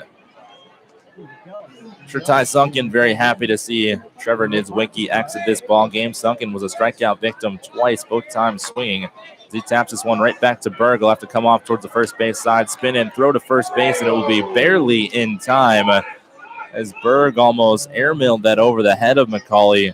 John able to use that long frame of his to keep his foot on the base. Looks like we're getting a baseball change out. Here's our home plate umpire, Andrew Bowden, going out to the mound to get that ball from Spencer Berg. A 1-3 ground out to start it off here in the bottom of the 5th inning. Settlers trail 1-0 right now to the Copperheads. Thomas Cesaro needing a new piece of lumber. I don't know if he was using the same bat Sunkin was using. His teammate Zuber are checking it out right now in the on-deck circle. Didn't sound like Sunkin broke his bat, but we're talking about who's on Settler top part of this inning. Some guys sharing the same bats. Didn't like it, apparently. First pitch from Berg, taken right down the middle for strike one. Stands continue to be packed as everybody eagerly awaiting fireworks. We haven't seen fireworks since the 4th of July. At least for me personally, ball outside. I was up in Hamilton. I was up on top of that press box. They were going off all around me, left, right, front, back, all over the place. They were going off. There were some even going off behind the center field wall as Berg misses outside. That was the one I was kind of confused about because I feel like it was right in the batter's eye in center field, so it had to have been hard to hit. Or at least pay attention. That one runs inside. 3 balls and a strike now. It's not like you can take your eyes off it because you're looking right at the pitcher and there's stuff exploding right behind his head. 3-1 offering. That one taken outside for ball 4. So a 1-out walk now by Spencer Berg as the Copperheads have yet another man aboard. They've stranded 5 already here today and now have another man on. Ray Zuber will be the batter now. Zuber, strikeout victim in his first at-bat. Trevor Niedzwiecki came out of the gates firing, struck out the side at the top of the first inning, and added 4 more on top of that the next 3. Zuber, strikeout victim, and also has popped up. So he's 0 for 2 now against lefty Berg. This one could be 2. Rolled over to Wilson, the second baseman.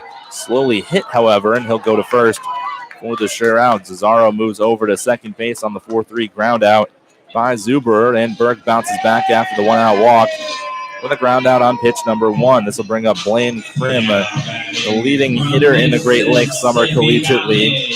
Came into this 2-game series, 2-game doubleheader rather, hitting over 400. Been leading the season, I feel like the entire season. He was one of the best players in the league last season. He returned to the Copperheads this year. Blaine Krim was named the top player prospect. Now that is not the player of the year. They do have another separate award for player of the year. He was awarded the top player prospect. I'm not sure how they differentiate between the two as he takes the ball outside. I feel like if you're the player of the year, you have to be at least close to being one of the top player prospects, but really that is 2 different things. They have a pitcher of the year and a top pitcher prospect as well. Pitch fouled over the press box. 1 ball and 1 strike. The count now to Blaine Krim. He's 1 for 2 today. Doubled and scored the only run game in the second. Also flew out to deep center field in the 4th. Krim didn't have that great of a game in game 1 either. He was 1 for 4 in that one. He was 2 for 6. That would drop his average at the moment unless he's able to get on right here. 1-1 pitch. This one hit high into right field. Eddie Pena coming in about 5 or 6 steps now, goes to his right and makes the catch. So Berg comes in, allows a 1-out walk, but retires the side. It's another 0 thrown up on the board. It's still 1-0 as we go to the 6th.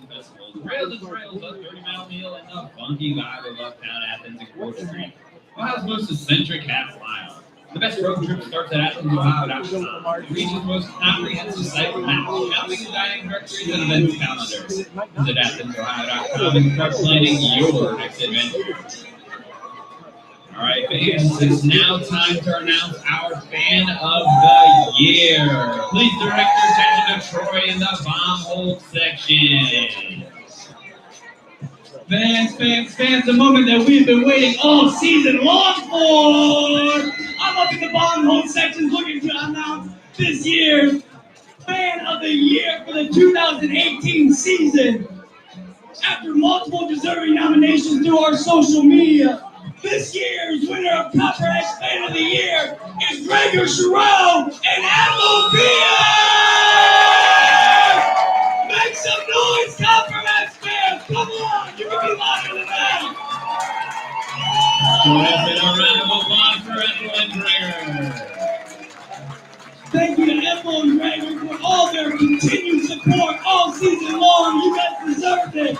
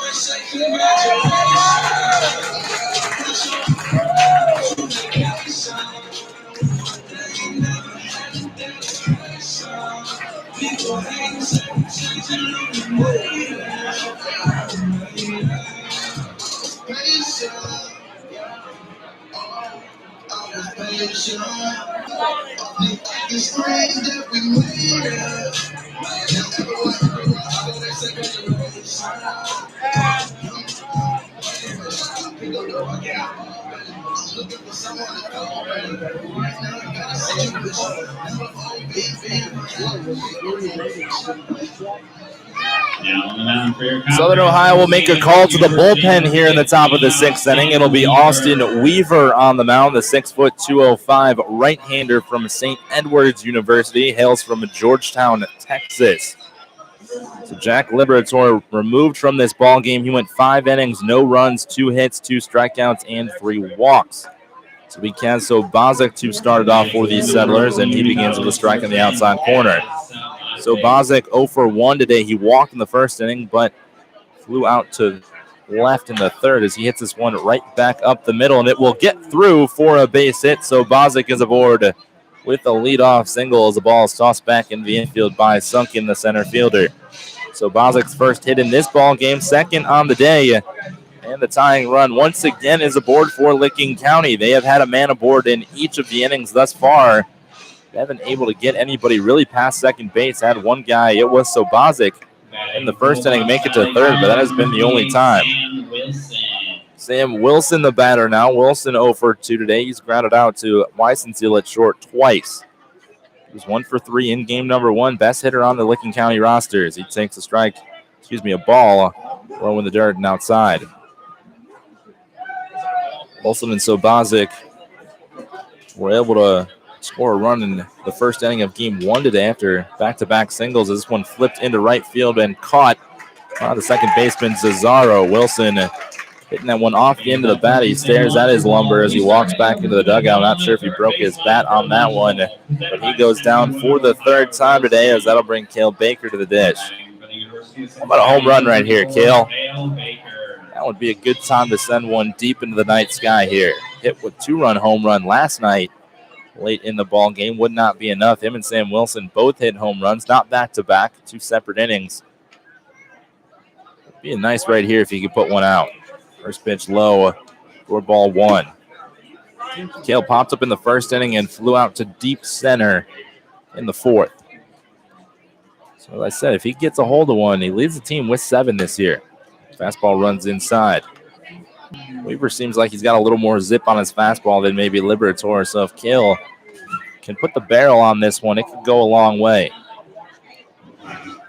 2-0. That pitch taken for a strike.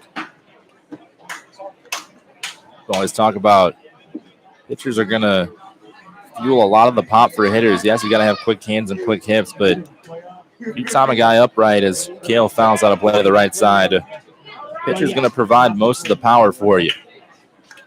This joke with Turner Hill, as he hit a home run off of me in batting practice. He came up short a couple times against TJ Lyons the other day in batting practice, and I joked with him that I gave him all the power on the mound. That pitch runs way up and in on Baker. He now has a full count. Told him since I was thrown on the mound, I got a little more zip on my fastball than TJ does, and that's what helped him out and get one up over the wall, and he laughed and agreed with me.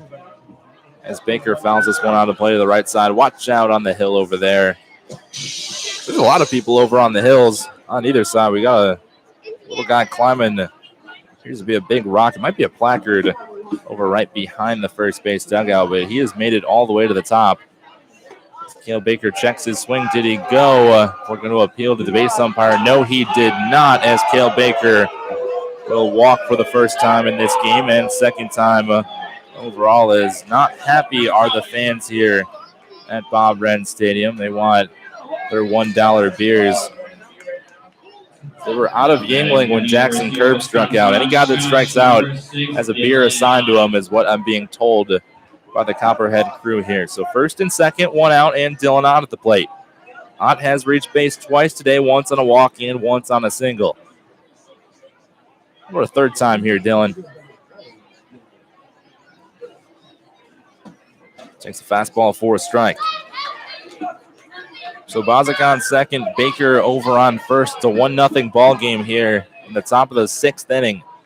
Time beginning to run out for Licking County, down to its final 5 outs as Ott bounces this one over the pitcher's mound. This one could be 2. Tags out Baker for 1, throw to first, and in time, as Ott definitely thought he made it. Not happy with the call, as it was a close play over at first base. Garrett Roberts, first base coach, disagreed as well, as Ott hit a soft tapper over the pitcher's mound. Cesaro picks it up, tagged Baker running to second, and fired to first base for out number 3. Licking County gets a couple of guys on, but again, nobody can make it all the way home as they strand another. We go to the bottom of the 6th. It's still 1-0.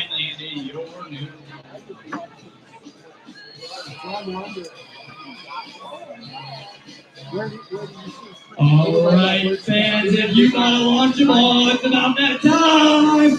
We're going to give you 15 seconds to launch all your tennis balls, and the closest one to Homer's feet is going to go home our winner.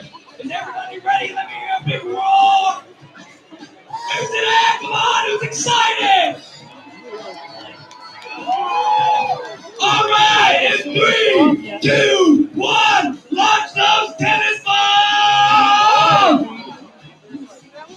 I have not seen any. 3 right off the bat, right next to his feet. We're going to have some competition in this one. Keep them coming. Show those cannons. We saw that arm way back there. We saw that. He's got a cannon. I don't think he's sat there in time. Keep them coming. If you got to throw, don't be shy. Emma, throw them. And our winning number is number 6. Number 6 is our winner! Thank you to everybody who participated in our launchable promotion, brought to you by Stephanie Wood with Ohio Realty. And fans, be sure to stick around after the game for fireworks night, brought to you by Ohio Health. Believe in we.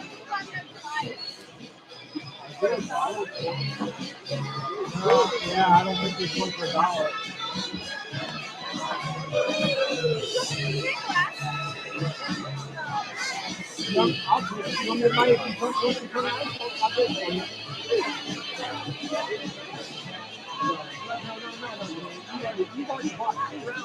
Spencer Berg back out on the mound for the Settlers here in the bottom of the 6th inning. Berg trying to keep this game right where it's at. It's a 1-0 ball game.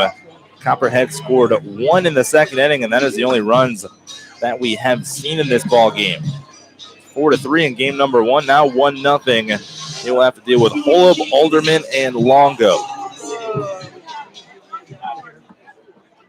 Holub, the hero in game 1, has kept it rolling since his deep double. He's 2 for 2 with 2 singles as Berg starts him off the curveball high.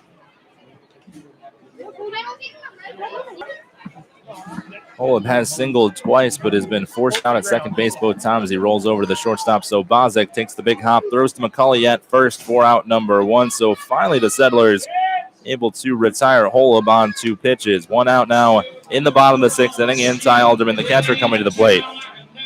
Alderman has the only RBI in this game, was on a fielder's choice in inning number 2. He knocked in Blaine Prim. He also struck out looking. That was against Trevor Nitzwicki. One of 7 strikeouts by Nitzwicki in this ball game. Again, a Settler starting pitcher pitching well enough to get the win. McCauley had a good outing in game number 1 today. But offense sputtering here as they have not been able to get anything going. Alderman takes the ball outside. Settlers have only 3 hits. They've also walked 4 times, but have stranded everybody. As that ball fouled off of Cale Baker, he's going to walk that one off. Not sure where that one got him, but it bounced all the way back out to the pitcher's mound. Baker taking a beating there. 1 ball and 1 strike to count. Baker talking to opposing catcher Ty Alderman. I'm sure Ty's taking a few of those off the face mask, off the chest protector, off of the unprotected parts of his body, wrist, elbow, thighs. He's been there before. If anybody understands it, it's Alderman. Here's the 1-1. Swing and a miss now, and Berg up 1-2 in the count against left-handed batter Ty Alderman. Lefty on lefty here in the bottom of the 6th.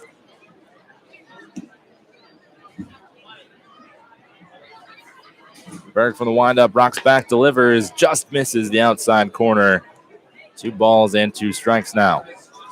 Let's see what everybody else is doing around the Great Lakes Summer Collegiate League. Galen up 4-3 now on Lake Erie. It's the bottom of the 8th from Flat Rock Field. Berg misses, out, goes off the glove of Baker. It's a full count now. Lima has built a 4-run lead at 6-2 in the bottom of the 8th from Simmons Field out in Lima. Hamilton and Cincinnati tied at 7 right now, as that very well could be a 1-game elimination game here in a couple days. This one reached out and smoked into the right center gap by Alderman. Turner Hill's going to cut it off before it gets to the wall. Alderman motoring into second base, and he will be aboard with a 1-out double. Berg had him down 0-2, brought it back to 2-2, and Alderman smoked it to the right center gap. He is aboard with a 1-out double. It'll be Jack Longo, the left fielder now. Longo 0 for 2 today. He struck out and grabbed into a fielder's choice. Looks like we might have a substitution as our head coach from the Southern Ohio Copperheads. Phil Butler goes and talks to our home plate umpire, so we'll get word as we're going to get a pinch runner, it appears. Pinch runner will be number 18. Pull up our roster here. 18 will be Mason Nadu pinch running now for Ty Alderman. So a little bit more speed for the Copperheads. This is only a 1-run ball game. Licking County was down 1 in game 1 and tied it up in the 7th. So Mason Nadu will come in as a pinch runner. Nadu listed as an outfielder. We'll see what happens behind the plate here in the upcoming innings. So Nadu over at second base now, and Longo at the dish. That pitch off the glove of Baker. Wild pitch by Spencer Berg. That one was way out. They don't try to take 2 bases this time to the Copperheads. Had that crazy play at home plate with John McCauley. Talked to John after the game about that, and he said the runner was definitely out. He tagged him well before home plate, and they just kind of collided and slid in together. It was an argument from the Southern Ohio Copperhead side, as the infield will now come in for the Settlers. Berg going from the windup. 1-0, misses up and out. 2 balls and no strikes now. Berg began this inning with a ground out to Blake Holub. Ty Alderman just doubled, and now pinch runner Mason Nadu stands over at third base. The 2-0 misses up. 3 balls and no strikes to the righty Longo. Kyle Casserly awaits on deck. He's 1 for 1 today with a single and a walk. 3-0 from Berg, swung on and fouled to the chest protector of Cale Baker.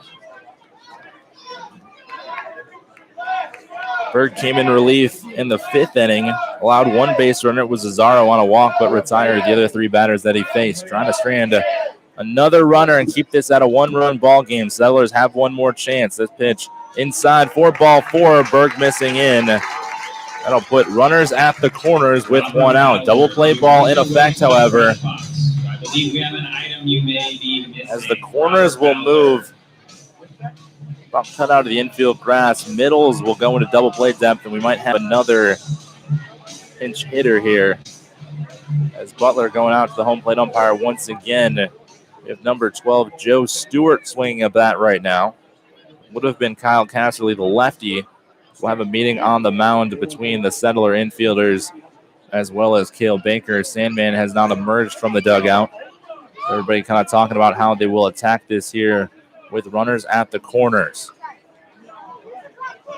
It's going to be Joe Stewart, pinch hitter for Kyle Casserly. Casserly had reached twice, but Butler going with the lefty-righty matchup now as opposed to the lefty-lefty. Joe Stewart did not see action in game number 1. He's coming off the bench cold. He hasn't had an at-bat in the first game. Hasn't had one in this game either. Berg definitely looking for a double play ball. Settlers have yet to turn one here today. And a couple of fielders' choices on ground balls to the middles. First pitch from Spencer. That one misses low and out for ball 1. Nadeau at third. He was a pinch runner for Alderman. Longo at first.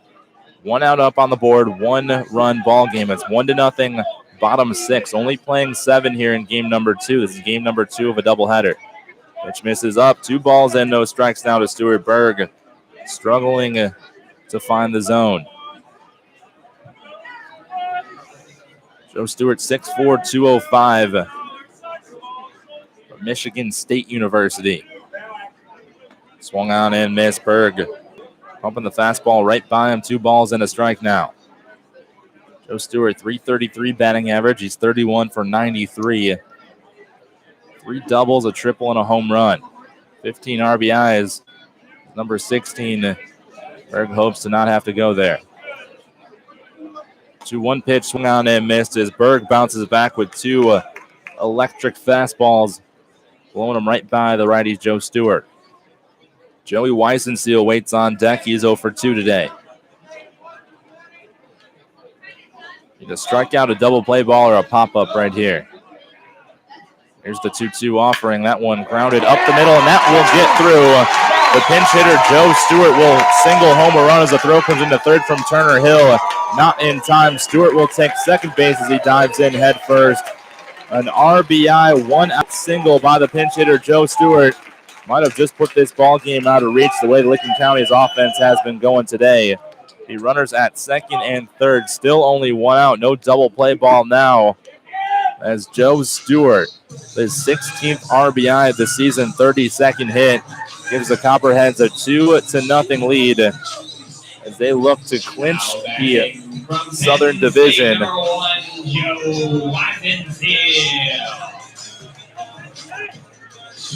Cincinnati and Hamilton still tied at 7. If Southern Ohio were to win today, Cincy were to lose, I believe Southern Ohio has the tiebreaker right now in head-to-head. Berg going from the windup, infield in now for the Settlers. The pitch runs high to Joe Weisenseal. Weisenseal starting shortstop in both games today, grounded to a fielder's choice and has also struck out. 1-0 pitch fouled out of play to the right side. To a lot of fans, no, just missing a large group of fans and bouncing out of the stadium. 1 ball and 1 strike to the righty Weisenseal. He was 1 for 3 with an RBI in game 1. Infield drawn in now for Licking County.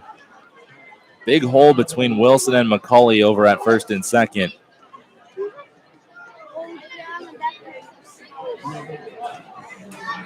Berg rocks back from the windup and fires that one right down the middle. Weisenseal looked like he was taking all the way. Not sure what the thinking was there on a 1-1 pitch. Kind of put the bat on his shoulder. Top of the order, and Ty Sunken on deck. He's 0 for 3. Runners at second and third. Big pitch from Berg. Here's the 1-2. That one fouled out of play as Weisenseal stays alive. Licking County back in another position where their ground ball right at somebody, a pop-up, maybe in the infield or a strikeout. A strikeout would probably be the most ideal here for Spencer Berg. He tried to keep this at a 2-run ball game. Licking County will have Pena, Dill, and McCauley due up. Here's the 1-2. Weisenseal fouls it off to the right side once again, and he continues to stay alive.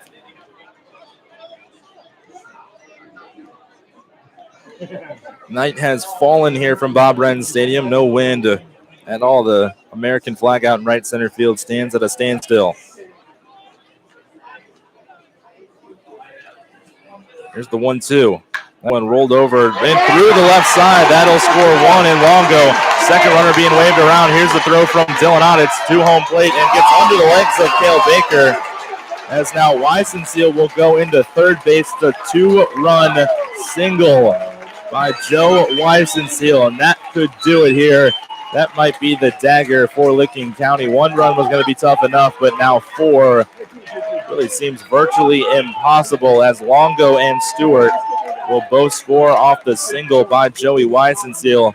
He moves over to third base off a couple of throws, and Licking County still only 1 out up on the board. This inning has not gone the way Spencer Berg probably would have pictured it. He started off very well with a grounded up Holub, but a double, a walk, and 2 singles. Now 3 runs. This pitch hit high and deep into left field, but hooking foul as Ty Sunken got every bit of that one, but hooked it down the left field line and out of play. Sunken 0 for 3 with 2 strikeouts and a ground out. He was the first batter that Berg faced.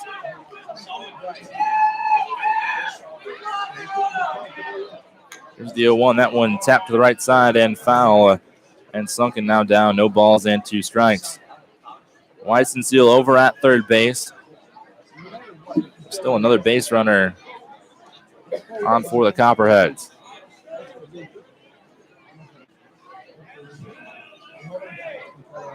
Here's the 0-2. That one swung on and caught by Cale Baker. So for the 3rd time today, Ty Sunken retired on strikes. Not been his game here in game 2. Now batting. Finally 2 outs put up on the board by the Settlers. They've already given up 3, however. Thomas Cesaro, the batter now.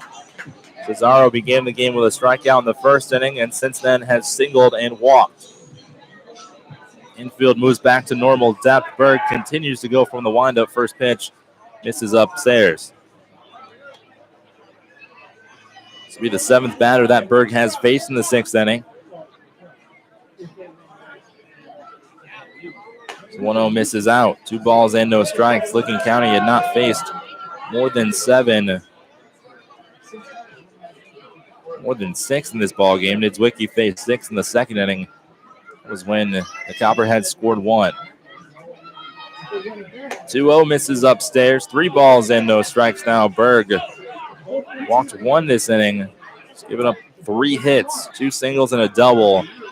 That'll lead to 3 runs. It's a 4-0 ball game here in the bottom of the 6th. 3-0 pitch right down the middle for strike 1 as Berg able to bounce back.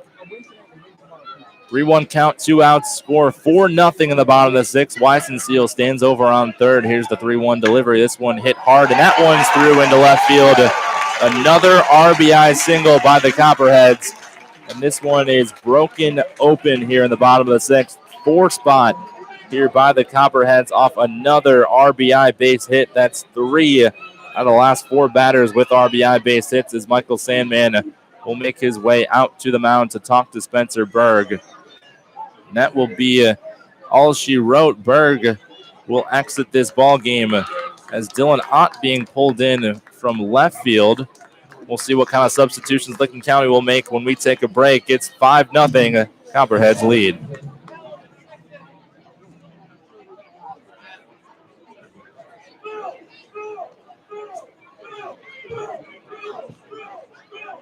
It looks like the Settlers are changing their strategy. Maybe it's time you rethink your financial strategy with Snyder, Fuller, and Stroh.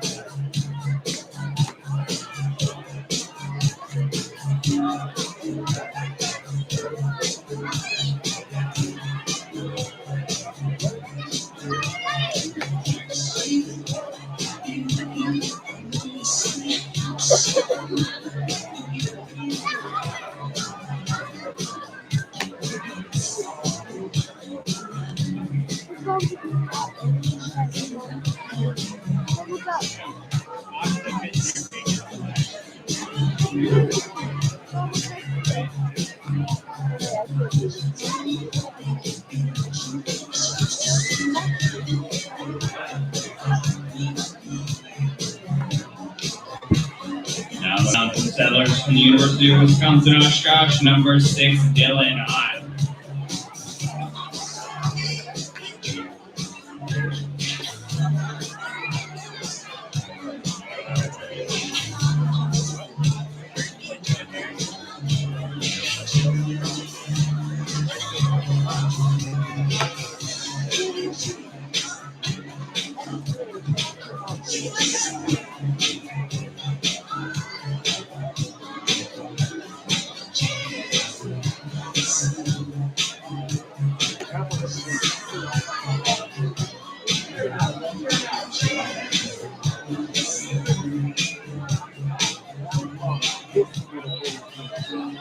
New pitcher on the mound for the Settlers. It will be the left fielder, Dylan Ott, making his first appearance of the season on the mound. A little bit of flip-flopping again for Licking County. Eddie Pena goes from right to left. Kanan Duke comes in the game into right field. Now everybody was talking to Kanan Duke about last time he played in the outfield. There was a ball hit over the wall, but he had no idea where it was. Started coming in, and it was well over his head. As the runner on first will go towards second. Throw down from Baker, not in time. So Cesaro takes the stolen base on Dylan Ott. Ball upstairs to Ray Zuber, the batter now. Kanan Duke, of course, respond to those critics saying if he could have seen the ball, he would have had a better beat on it. Thankfully, he said it was over the wall as Ott comes in with a strike now. It's not as many substitutions or maybe flip-flops as last time in game number one, but still some guys playing positions maybe they're not used to. We'll see what happens with the batting order here in the top half of the seventh. This one fisted out to right field. It will get down as Cesaro will come in to score. Duke will pick it up and fire it back in, and another RBI single here for the Copperheads. It's 6-0 now in the bottom of the sixth. Now from Mississippi College. It doesn't get any easier now as Blaine Krim will be the batter. Krim 1 for 3 today. The best hitter on this Copperhead order. Settlers just need one more out. 2 outs up on the board. That's the second consecutive RBI single with 2 outs. Let's see what Ott does to Krim. He throws a fastball up high. No ball 1. The Chicago Cubs were throwing Anthony Rizzo the other day. I think his name is escaping me right now. The guy that came over from the Tampa Bay Rays, played with Joe Mann. He threw the other day as Krim laces this one into center field. Turner Hill coming on and makes the diving catch. What a play by Turner Hill, saving another run as Dylan Ott raises his fist to his family down the right field line. He allows a run, but gets out of the inning. Copperheads bat around. It's going to be a long climb for Licking County. Final at bat coming up. They trail 6-0. Off your next visit. Now, fans, please direct your attention to Troy, who's located in the stands looking to find our Split the Pot winner. Fans, I'm above the first base dugout with my lovely siblings, Gracie, Mary, and Max, and we are at the main event. Tonight's winner is a record for the Copperheads, and the winner is going home with $629. That is not a joke. $629. In the moment of truth, our lucky number. 849-4563. 849-4563. One last time. 849-4563. Do we have a winner? All right, we do not. We got they all the way down there. They're coming over. Awesome. Make some noise. And we also want to wish Kate Donahue a very special happy birthday. Happy birthday, Kate Donahue. Fans that are located along the third base side of the stadium, please start making your way to the opposite side of the stadium in preparation of the post-game fireworks. Again, if you're on the third base side of the stadium, please start making your way to the opposite side. I don't think they have to get it. If they do, You said family start making your way to... Now batting from Fresno State, number 1, Eddie Pena. Last chance for Licking County here in the top of the 7th inning. They trail the Southern Ohio Copperheads by a score of 6-0. Eddie Pena, Nathan Dill, and John McCauley due up for the Settlers. Face off against Austin Weaver. Pena starts with a strike on the outside corner. Eddie 0 for 2 today. He moved from right field to left field. It's popped up and flown out. There's a new catcher. It's Bobby Johnson in for the Copperheads and all of their substitutions as Pena takes another strike on the outside corner. Pena was 1 for 3 in game number 1. So will most likely be the final at-bat he has here this season for the Settlers, and he rolls over to the third baseman, Krim, Lane fields and throws to first base for out number 1. Settlers now down to its final 2 outs here from Athens, Ohio. Nathan Dill will make his way to the batter's box now. Now batting from Butler University. Dill also 0 for 2 here today. He's flown out twice, once to right and once to center.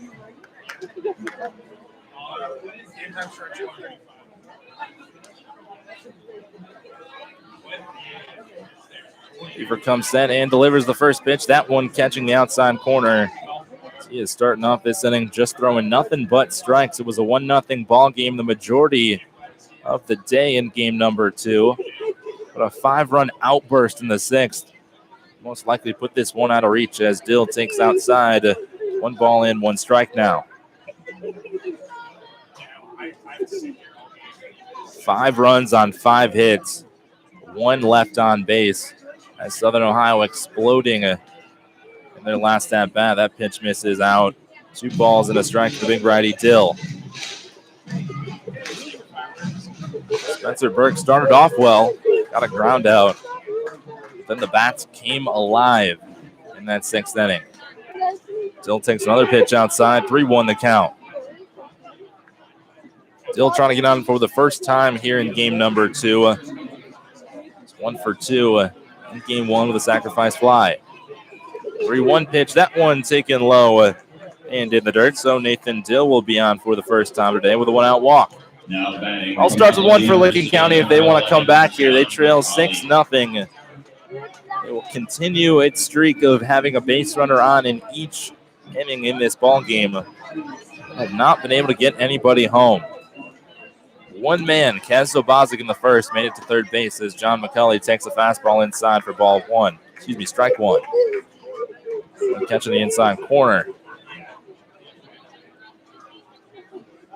Licking County not known for its ability to put up runs in bunches. Have done it a couple of times. Probably takes strike 2 now. Cincinnati put up a 5 spot that was helped out by 4 errors by this team in that 9-6 victory about a week or so ago. Actually, it was earlier this week. These days all kind of clumped together. McCulley takes inside for a ball. Really this entire summer, it's either game day or it's not game day. The date, the month, the day of the week, I've had absolutely zero clue when people ask me. I always have to check my phone as McCulley inside outs it foul towards Sandman. A little bobble, but recovers and makes the play for Sandman. Good job for him as he fielded it right into his chest. Good form. Pitchers are athletes too. McCulley and Sam Stewart have been starting that trend, and we've seen pitchers really do everything here to this game as McCulley hit inside. Thankfully, he's wearing the elbow guard in that right pitching arm. I believe it got him right on the elbow guard as he throws the elbow guard back towards the dugout. I would imagine, knowing John McCulley, that he's not very mad about that. He just wants to put on a show for everybody. He's a very humorous guy. Him and Cannon Duke kind of feed off each other. Speaking of Cannon Duke, he's going to come up now. Pinch hitting for Jackson Curb. Duke did come in game for Jackson Curb. This will be Duke's first at-bat of the season. He's been itching to get in. He hit a home run in batting practice the other day. He's been lobbying to get himself in the batting order in one of these late-inning games, and he's finally done it here as he takes a fastball in the outside corner. Cannon's been my roommate this entire season. We've been, I won't say arguing back and forth as Duke, big hack, but not able to make contact. I've been arguing. We've been bantering back and forth as West Virginia and Tennessee open up the season this year in Charlotte, North Carolina. See, it's a big Tennessee fan hailing from Parsons. Pitch from Weaver misses low. And me being a recent graduate from West Virginia, I haven't made any bets on the game, but I'm sure bragging rights will be enough as Duke taps this one to the first baseman Holub. He'll pick up, throw to second for 1, over to first, and not in time as the speed of the pitcher Duke able to beat out the relay throw. So it'll be first and third, and the Settlers down to its final out in the form of Turner Hill. Turner 0 for 3 today. He was 0 for 3 going into his final at-bat in game number 1. Was able to have an RBI single in that one. So Turner can repeat that magic here just put the Settlers on the scoreboard right now. First pitch to him is low and outside for ball one.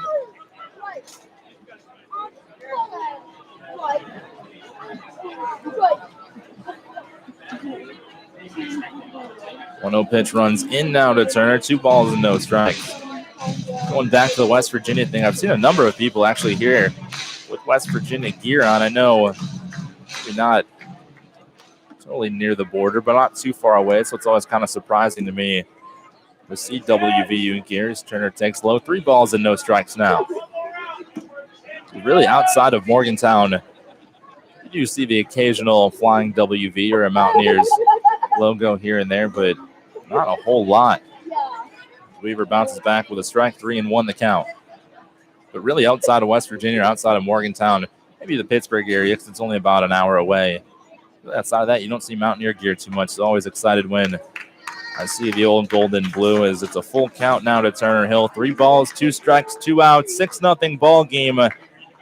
Dill on third, Duke on first. Duke's going to take off for second, and this will be lined right at Blaine Prim to end the ball game. Turner Hill gets a good piece, but hits it right at the third baseman for out number 3. Copperheads take 2 against the Licking County Settlers. These 2 teams will be back in action tomorrow afternoon to close out the 2018 campaign. Licking County moves to 9-32 on the year. Southern Ohio, it's its 30th win, 30-10. As these 2 teams again face off at Don Edwards Park tomorrow.